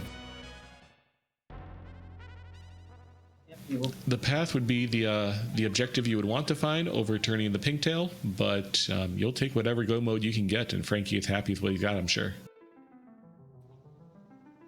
Yeah, he will be the first to kick the last butt of 2021.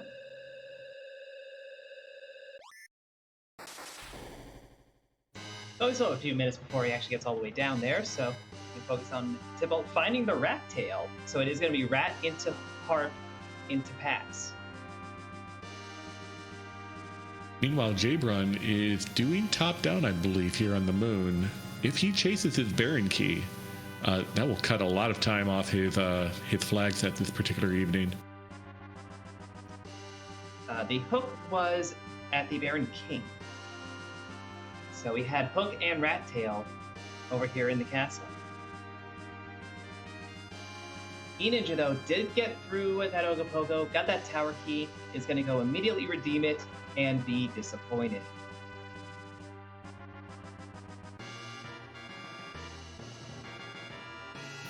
So, I know it's a little early. Well, actually, it's a little late, but a number of Z flags are beginning to appear in chat. I know it's late, but... Well, yes, I don't even know what the count is anymore, Rybon. The count is simply too large. It's 500 and something possible sprites for Zeromus. We don't move him around. We haven't seen him yet. He's still going to be where he always is. But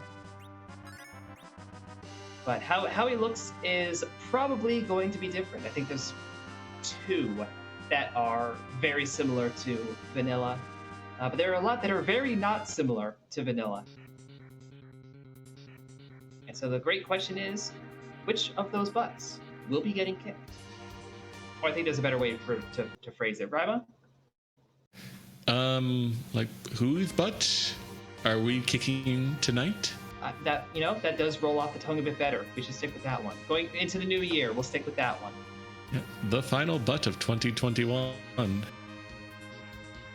And may there be many more butts in 2022.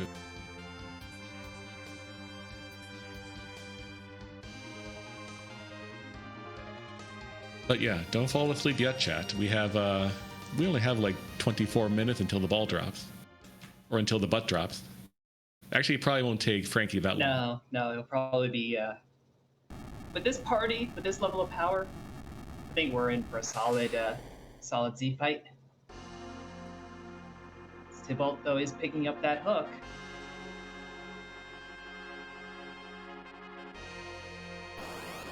So Tybalt never finding that Sand Ruby still might actually be ahead of Jabron here, because Jabron found that Baron Key but decided to head on down to clear the rest of Moon. We know it's a Zonk, but he doesn't know that just yet. God. And again, so many fights here. It is the mathematically correct play. If nothing else, you'll get plenty of levels. But the crystal is out. The Romus is flashing and apparently having indigestion. And his true colors are emerging, and he will be...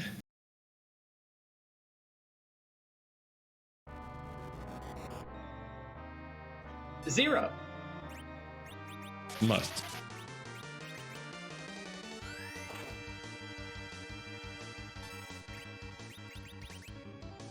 You know, Mega Man, but cooler. Yeah. This is one of I think I've seen 4 different Zero of us. I've seen this one. There's a few characters named Zero out there, and then there's the number 0. And my favorite, F-Zero must. Yes.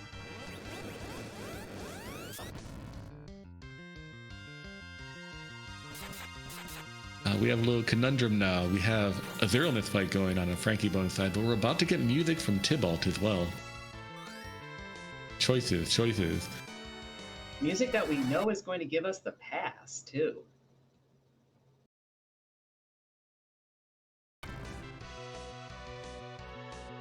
Naturally, But we know that, but we do.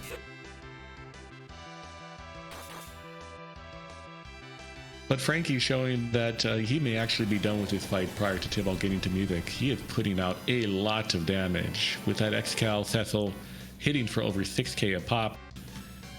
You're getting a lot of damage from a Reflecting Nuka Palom, a Zerked up Edge. This fight, this Zero Must, is not long for the world.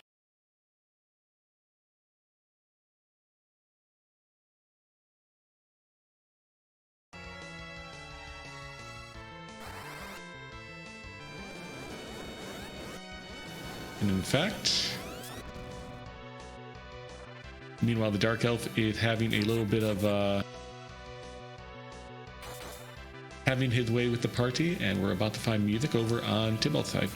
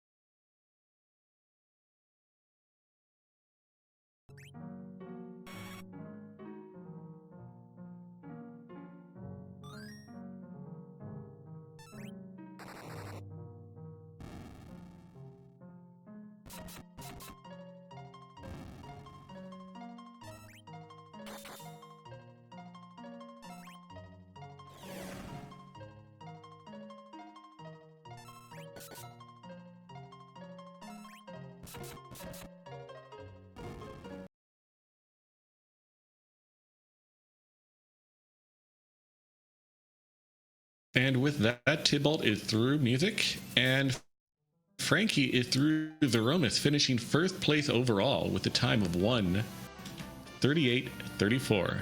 GG's to Frankie for winning the final community race of 2021.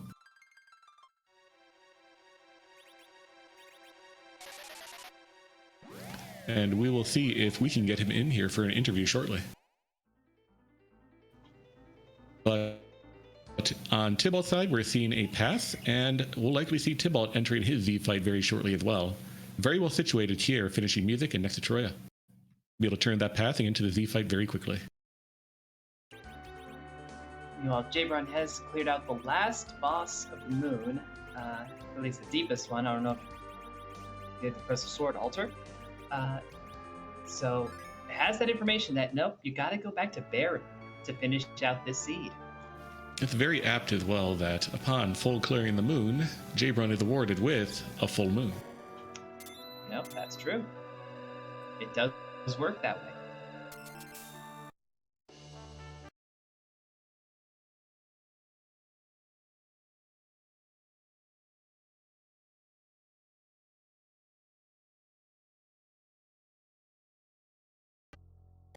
E-Ninja, meanwhile, making his entrance to the moon. We'll see if he does a top-down approach like Jabron did, or if he decides to go with the mathematical choice of bottom up. But no, he's going top down. Let's see if he follows that Baron key.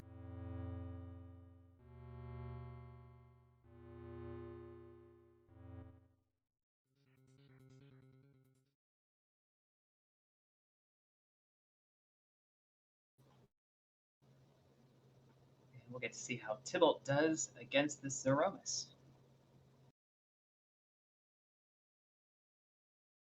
With all the power, I'm sure the Romus is going to have a very bad night 4 times.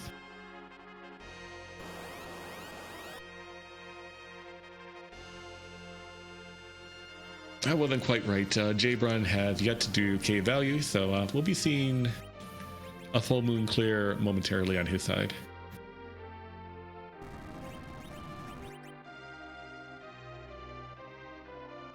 But just as a note, we don't have just these 4 runners on stream running this community race this evening. We have many more off stream also running. And as it is, Frankie finished in first, and we don't have a second place yet, so Tybalt could be in that position.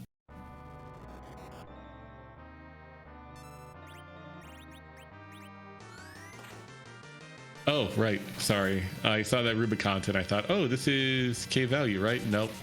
Sheep Launcher correcting me. Jabron is actually taking on the Crystal Sword Altar, which will also have nothing, unfortunately.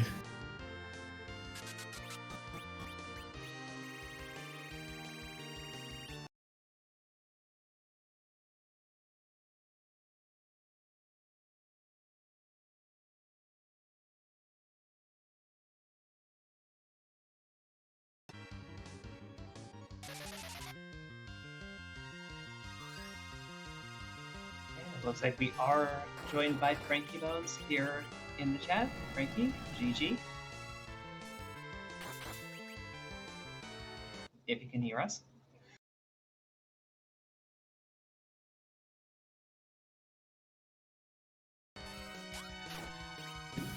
Indeed, GG to you, Frankie. Let us know if you can hear us.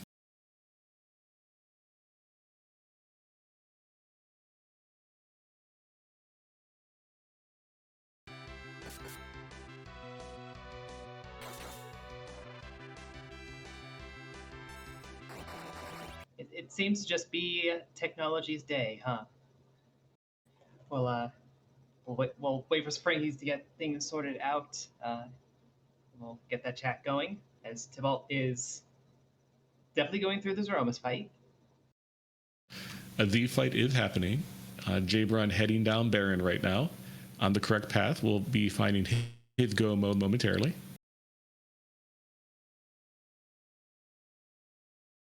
And it looks like E-Ninja had a little bit of pick up the Baron key, so we'll be doing a bottom-up approach instead.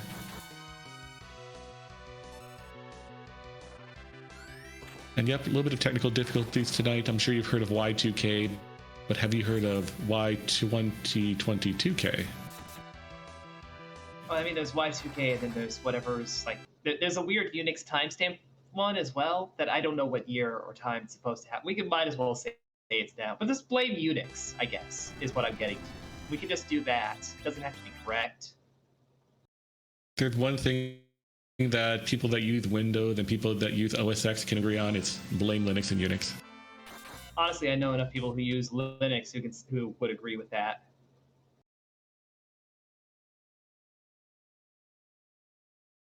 Just, computers. Sigh. But Jabron getting through the first Baron fight. We'll get to the Paladin fight just as smoothly. Jabron will find his hook here. Be very happy to do so, I'm sure.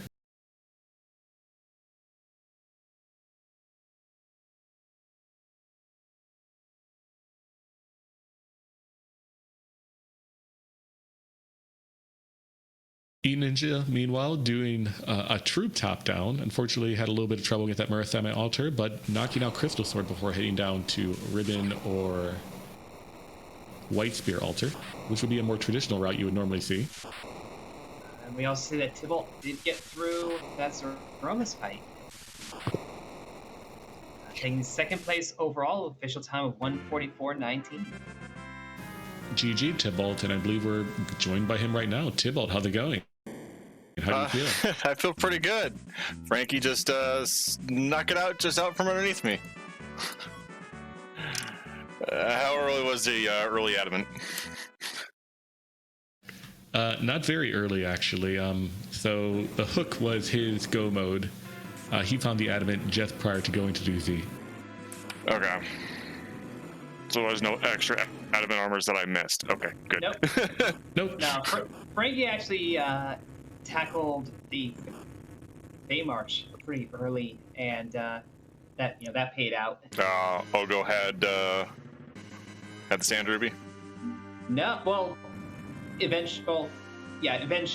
But no, the Legend Sword, and just getting the XP from that guards fight and all of that.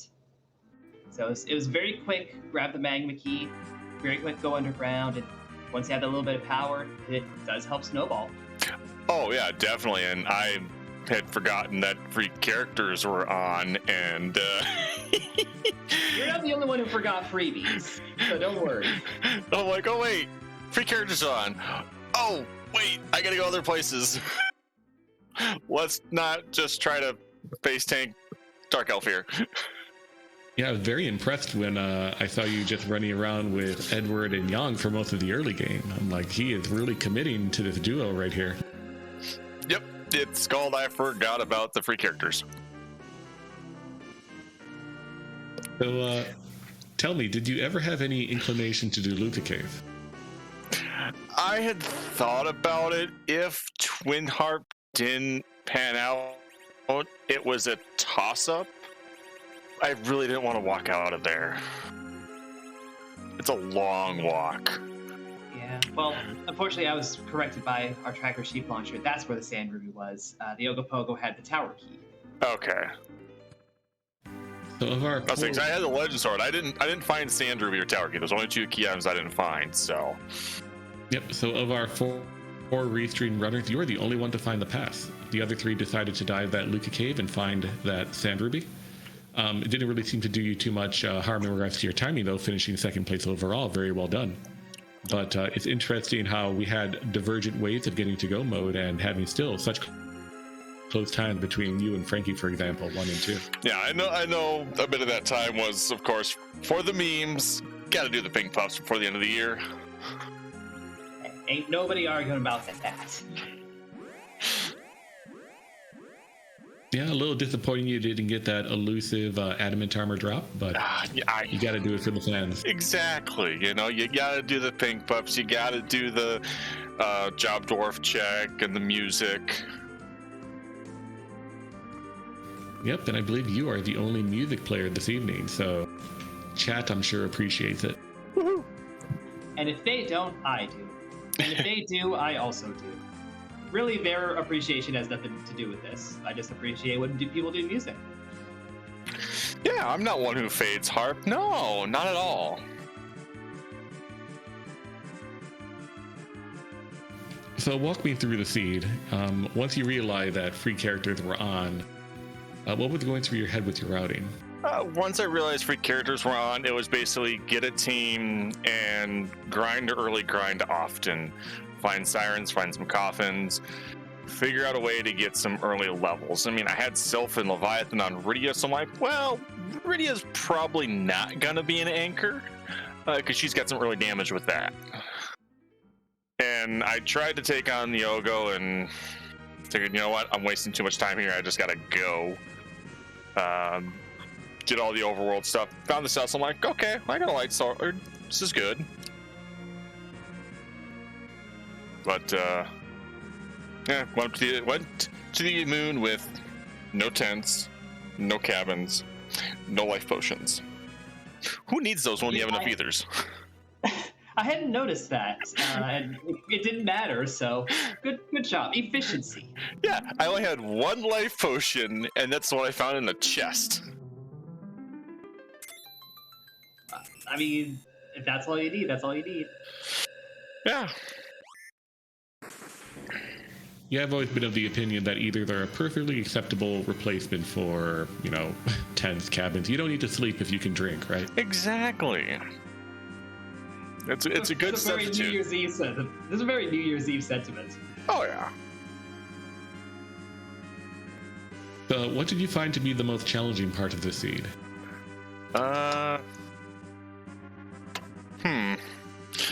I'd probably have to say, probably would have been the antlion at Ribbon.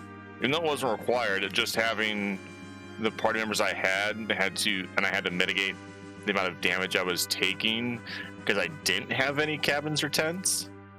Trying to make sure at least Rosa stayed up was quite tricky.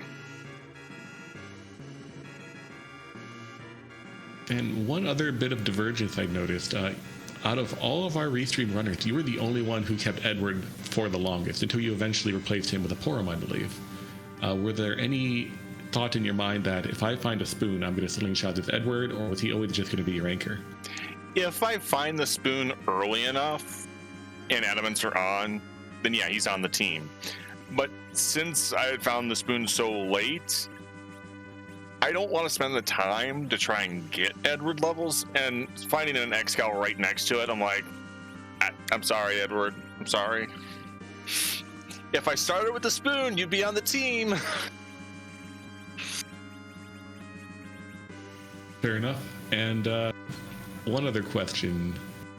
Did you find enough voice spears this particular seed? Oh, God. Yeah, talk about the Kane percent. I mean, Evelyn was stacked for Kane. The treasury was stacked for Kane. We had some vanilla in there. I had quite a few darts, which was great for Antlion.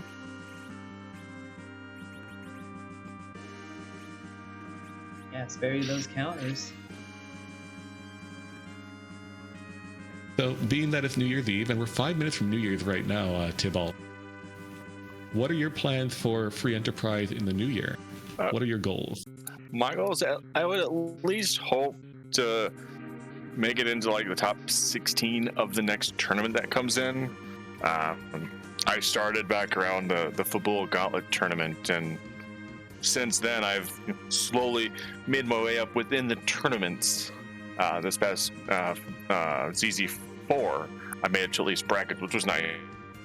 So hopefully I can get a little bit higher in the tournaments that happen. That's at least my goal. All right, well, we're expecting great things from you, of course. With the next tournament, I think, coming up in March-ish time frame, I'm sure you'll be well prepared for it. Oh, yeah. Definitely. But any last thought before we cut over to J Run on his Romus fight? No, I just want to say thank you for doing the commentary about Huffman and Rybon. I know both of you are great runners, and Rybon, I'm coming for you. You always beat me in community races. I'm coming for you. That's not true. No, and thanks to this community has been is such a wonderful, amazing community that we have here, and it's been an enjoyable year, and hopefully the next year is just as enjoyable, if not better. Well, Tybalt, it was a pleasure to watch you this evening. Thank you for volunteering, and congratulations again on your second place finish. Have a happy new year. Yeah, you too.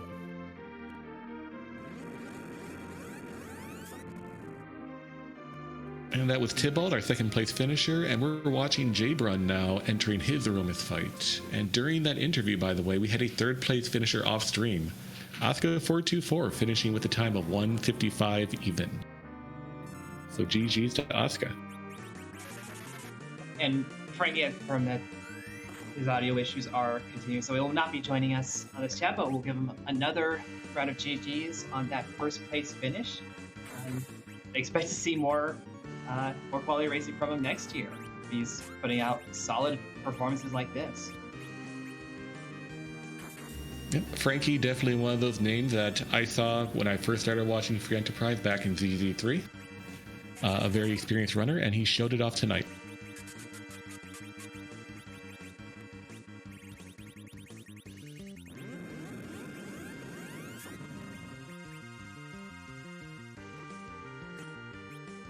Ninja, I believe, has finished clearing the bottom of Moon. We'll have to double back up to that Murasame altar to find his bearing key for progression purposes. It is now completely confirmed that that's the route you have to take.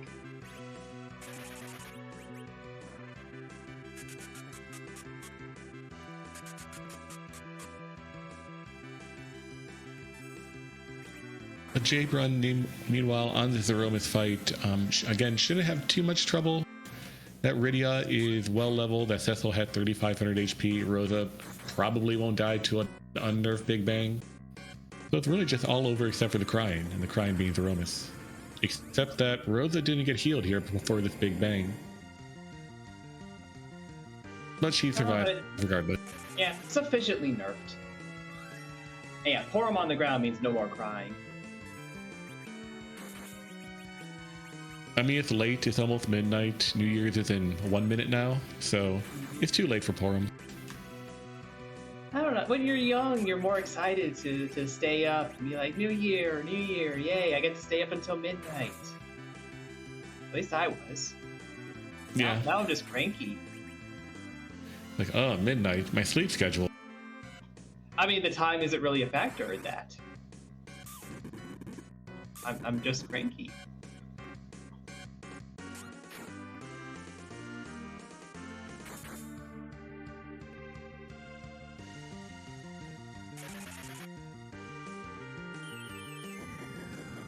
I don't believe Rydia here for Jabrun has gotten to level 50, so no nuke, unfortunately.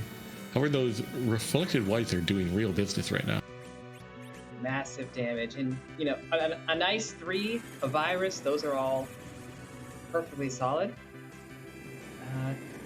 Yes, unfortunately, Jabrun did not get to finish before the new year, at least for the East Coast folks. The new year, that is right now, so Happy New Year, Hupfin, and Happy New Year, chat. Oh, but there are rocks. Actually, with the bufferings that we've had, that might have been. We'll check the tape, because that's a crumbling Zeromus. And Jabrun has finished in 5th place overall with a time of 1:59.25. Coming in just before him, Ultra Professional in 4th place with a time of 1:57.34 off stream. GG's to them both. I believe that we had a little bit of stream delay, so with a time of 1:59.25, Jabrun finished in 2021, about by 35 seconds. So well done to him. Very nice. Just getting it in under the target. So we'll see if we can bring him in for a quick chat.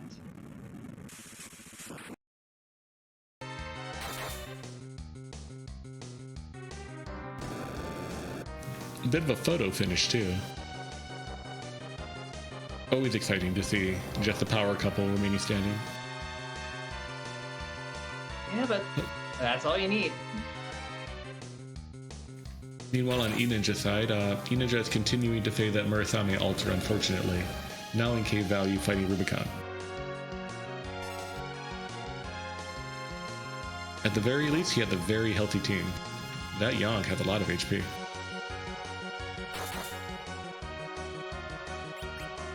Oh yeah, that's over 5k. That's dang. Dang indeed.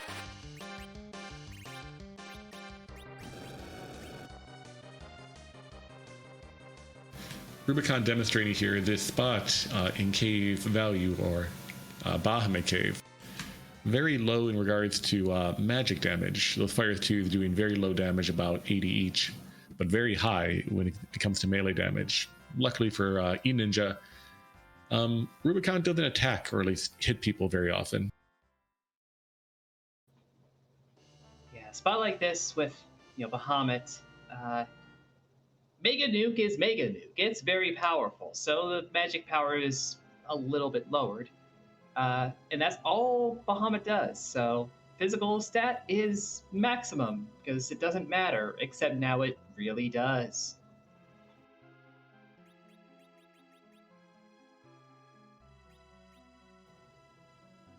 And it's just kind of like assessing the situation, be like, wait, what do I need to do from here? Is it really just Baron? And it's really just Baron. That's it.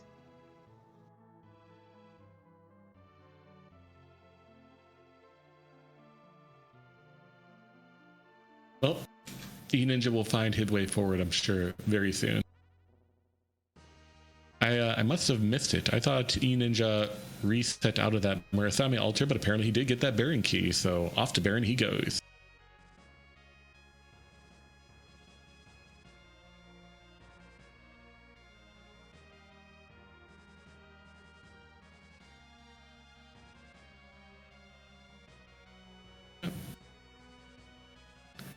But I'm sure he'll be very happy to find that hook, and very happy to potentially be our first finisher in 2022.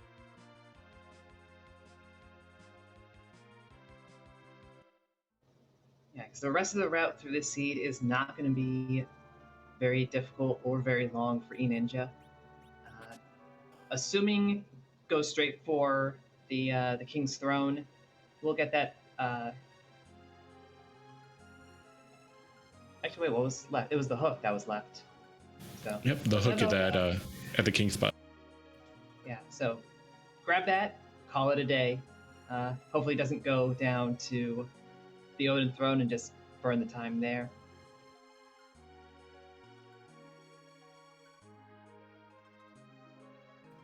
But it looks like we do have Jay Bruncher with us. You can hear us, GG. Yes, I am here.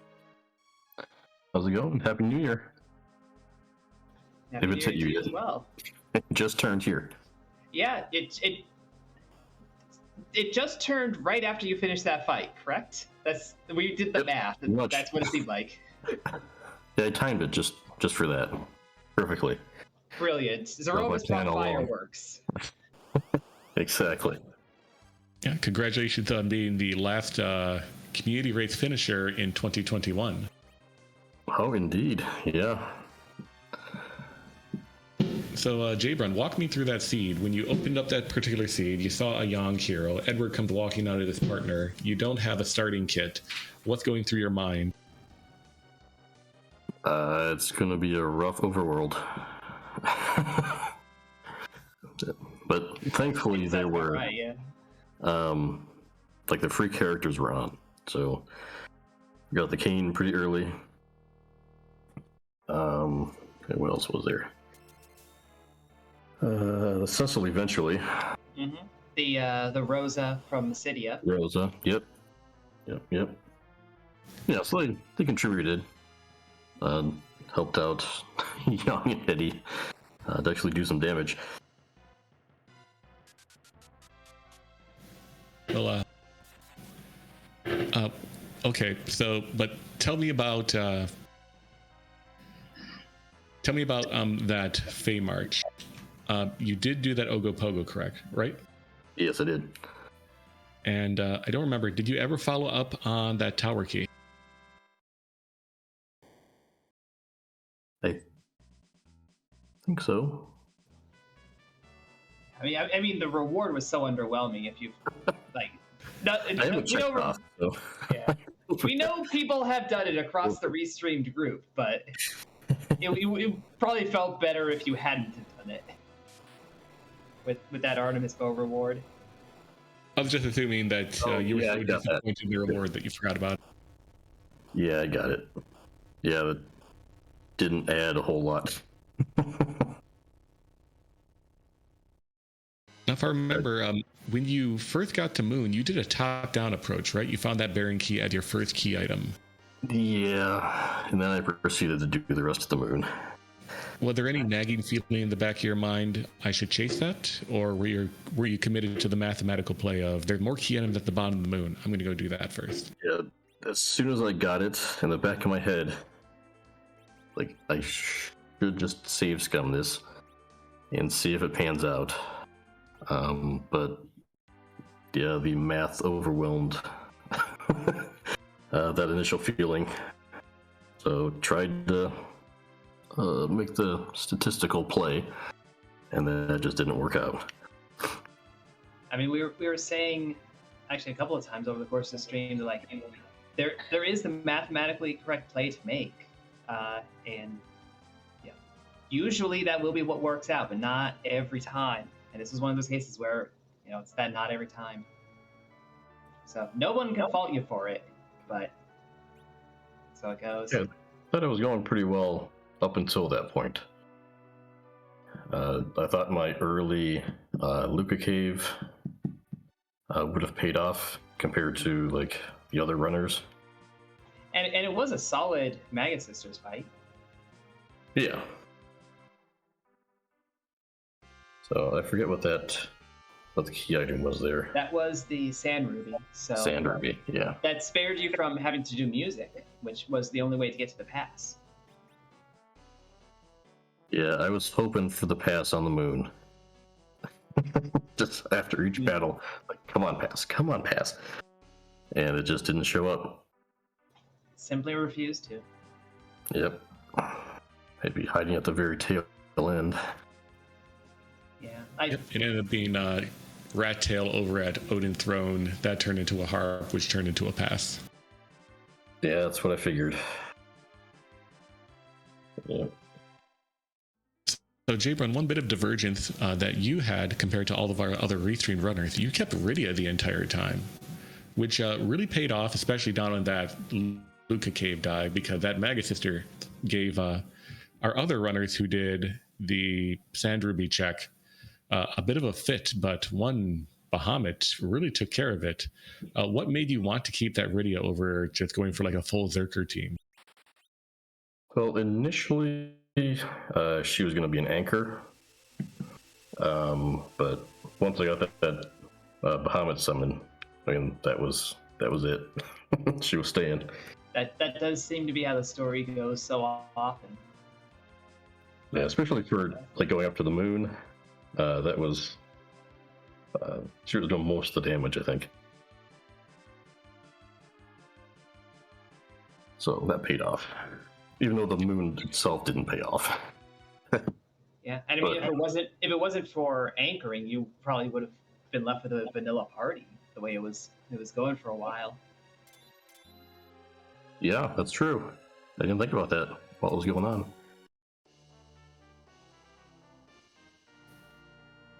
So one question that I had for Tibble, I also want to pose to you, Jabron. What did you find to be the most difficult part of this seed? I think just getting started, because I had bounced off Mount Hobbs, trying to get that Palom, and then bounced off Baron Inn once. I think that was it. I think Antlion was pretty straightforward and Fable. But Yeah, makes sense. It was a very challenging setup early on, I'm sure.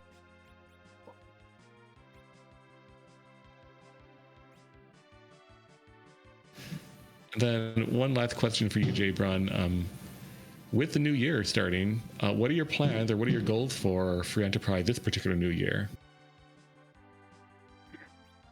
so I am hoping to gather up the courage to get into the restream, either doing tracking or streaming or maybe even commentary.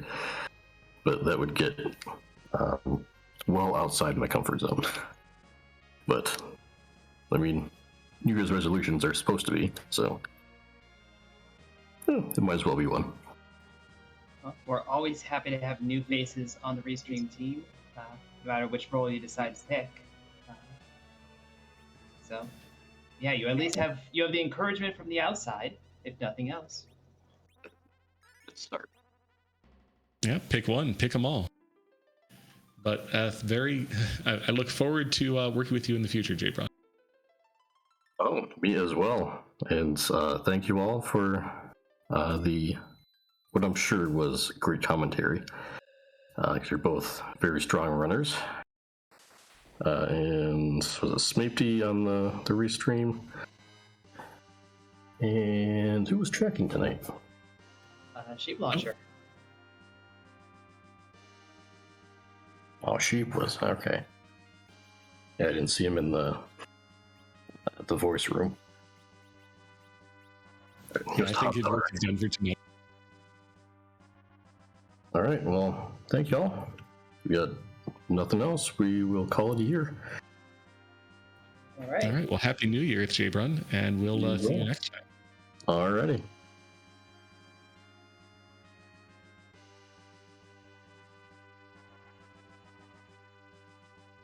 And that was Jbrun, our 5th place finisher overall. And we still have E-Ninja streaming right now, still fighting for 6th place overall. Yeah, we have not had anybody else finish in the interim. I did not keep count of how many runners we do have this evening. But that 6th place is still wide open for E-Ninja to grab if that's how it plays out.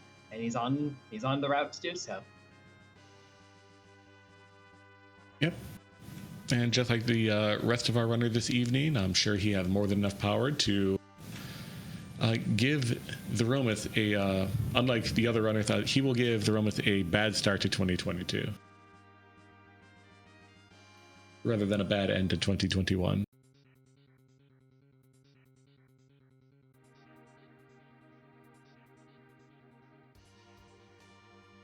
So Hupfen, same question for you that I've asked Tybalt and Jbrun.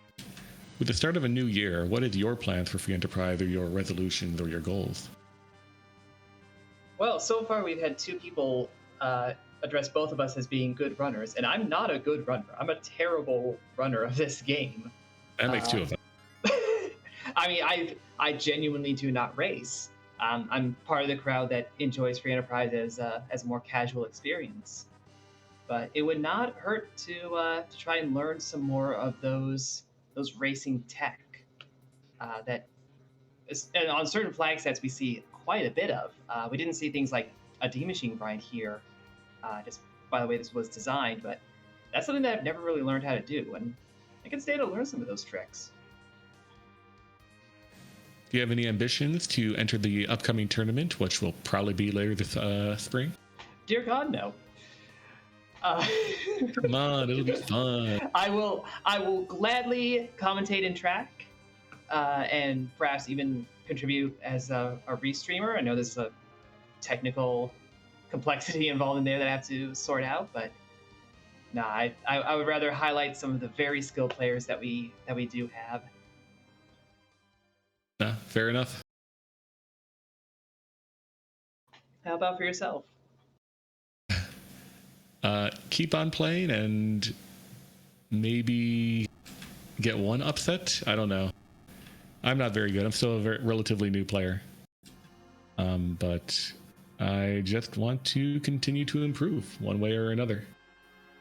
So as long as I'm better in January 2022 than I am in January 2021.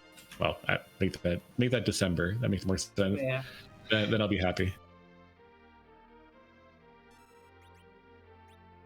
But we do now have Ninja entering his Romith fight. I'm sure this will be over very, very quickly.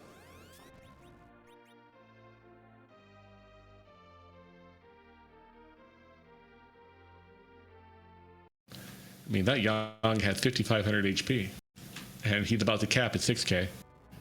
Some weird thing about the code in this game, no matter how many levels you give Yang, he won't gain HP beyond 6,000 HP, at least normally. Mm-hmm. You can apple him up beyond that if you need to, but you don't really need more than 6K HP anyway. I believe the only character that can naturally hit quad 9 HP, and it takes a lot of random rolls, is Sid.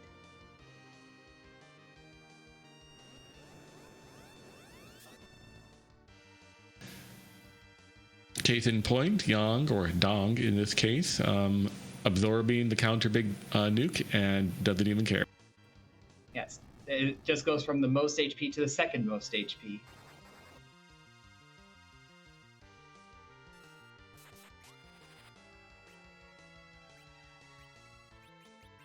Interestingly enough, Ninja is approaching the Zeromus fight without really an anchor, I believe. He may have thrown a curse ring on that Yang, I don't remember, but even then, a curse ring would not really slow Yang down, I think, to like 1 agility, so, or single digit agility. Not at the level that Yang currently has. Yeah, So just going at it, and he doesn't care because he has enough HP to make it handle any. Yeah, when you've got a Porum in your party who is almost at the unnerfed safe point of 2100, yeah, you whatever, you don't care anymore.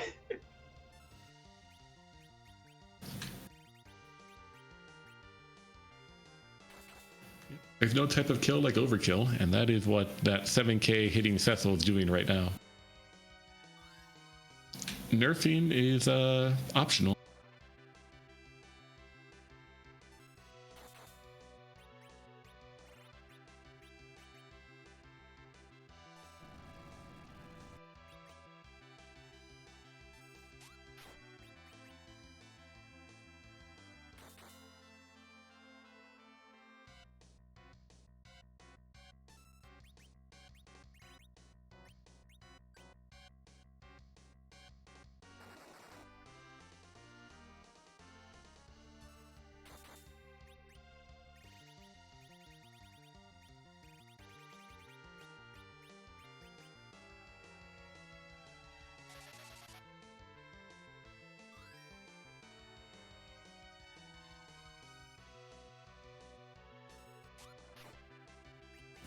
And this is one big bang I believe that will not get nerfed. Though the only 2 characters at risk, I believe, well, actually, there was a shake and no big bang, so actually E-Ninja decided to push. So there will not be a second big bang. There may be a third big bang, however. And here it comes. Yep. And yeah, Porum is the only character at any sort of risk. Like, no matter how high it rolls, I believe a big bang can never go above 2100 damage on a target. So if you have more HP than that, you are safe on that front. I think I've seen Big Bang slightly over that, but the 2 that have lower HP, Palom and Porum here, they have, will stats, they have intellect stats, which increases their magic defense, and they're probably not going to take max damage from these. Case in point, Porum surviving with how much? 25 HP? Yep, it's 24 more than he needed.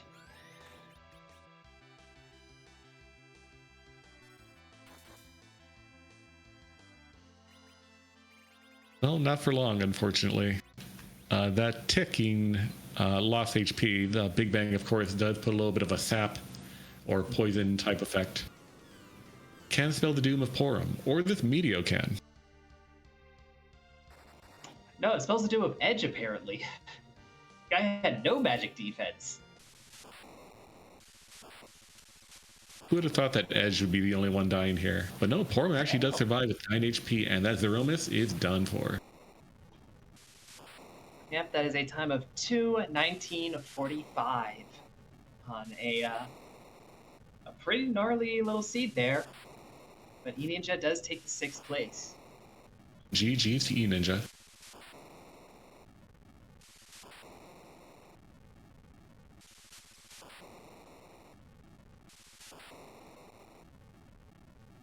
And GG's to all of our runners on Restream tonight, all 4 completing in a very good amount of time. Yeah, for a flag set that really pushes you towards those terminals and can cause a lot of chains, this sort of completion time is not a huge surprise. We are joined by E-Ninja here in the voice chat, so GG, well done completing that. Yep. So Ninja, how do you feel about that seed? It was interesting. Definitely found a little, yeah. Yeah, my party was like a little overbuffed for Zeromus. Well, it's nice to make sure, Yeah. Went a little overkill.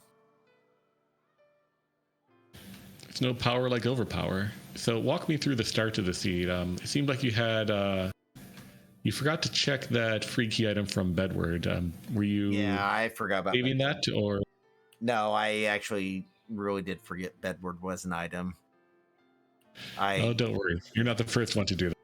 Oh, I know I'm not. Yeah, there was a lot of things I did wrong, but like I said, I do learn. Well, what are the lessons you're taking away from this seed? Well, definitely check Bedward when it's a flag. I know that.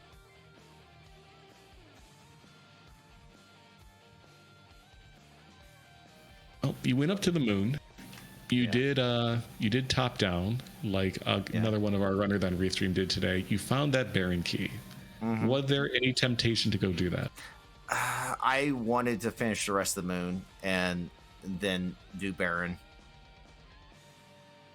That was the thing. I was like, I want to do the rest of the tower or rest of the LST before I went to Baron. I mean, literally. Yeah. I mean, I was already up here, so why not clear the rest of it? I mean, yeah, and that's reasonable. You don't want to make that trip twice if you don't have to. I mean, there was more checks up there than there was in Baron. Exactly. Although I never did do the Baron basement, which actually was Rat Tail. Mm-hmm. I just noticed that. Yep, Yeah. you did make the correct call in Baron. Heading down to the Odin throne first actually would have delayed you a little longer. Yeah.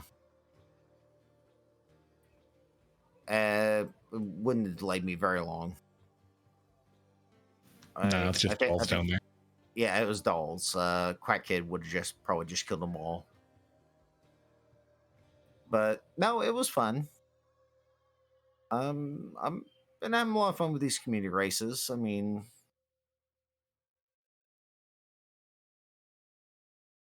well, that's good to hear, and we're glad that you joined them. So, with 2022 officially here, at least on the East Coast, what are your resolutions, your goals for Free Enterprise this year? I'm actually going to enter the spring tournament, and I'd like to actually make brackets this tournament. Is this going to be your first tournament, or were you in ZZ4? I was in ZZ4 and I was in Lollyho both. Yeah, I've been in both of them. Oh, good. So this will be my third tournament. I'm sure you'll definitely put in the work, and I'm sure you'll perform. Superior every single time. I mean, as long as they're always constantly making improvement, that's what's important, right? That is true. Well, you have a good 3 months at least, I believe, before that particular tournament, 2 to 3 months. So that's a lot of time for practice. How do you plan on getting that practice in? I've been just basically doing ladders, and if I'll actually look at whenever the actual flags come up for the new tournament, I'll probably do a bunch of seeds of that. Yeah, Well, good. makes sense. Well, Just learn and adapt. great. Well, I look forward to seeing you on ladder. Hupfin, do you have any questions for E-Ninja? No, I don't believe so. Okay. Well, Just give you another GG on your run there. I mean, it was a good run. GG again, and hope we see you next time. Yep.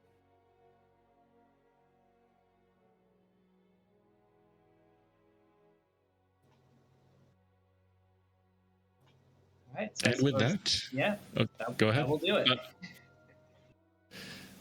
Yep. With that, I believe we are done. All 5 of our runners complete, and our 7th runner, the Heart Gamer, finishing shortly after E-Ninja. So we are done here. But that's not all the Free Enterprise we have tonight. We're heading over to Invenerable's channel, who's currently running a Free Enterprise race himself. Yep. So standard disclaimers, standard prompts. Don't spoil this race. Don't spoil his own race. He's racing. Let him race. Watch and learn. Invenerable is one of the best in the business. But beyond that, Hubfin, thanks for commentating tonight with me. Very much appreciate it. And for anyone who wants more free enterprise tomorrow in the new year, Baron Hero Journey will be tomorrow at 3 p.m. here on the Free Enterprise channel. So be sure to tune in then if you're interested in that particular flag set. Yeah, and a big thank you to Rybon for co-commentating, and to Sheep Launcher and Smitey handling things behind the scenes. But with that, we're done. Everyone, have a good night and Happy New Year. Happy New Year, y'all.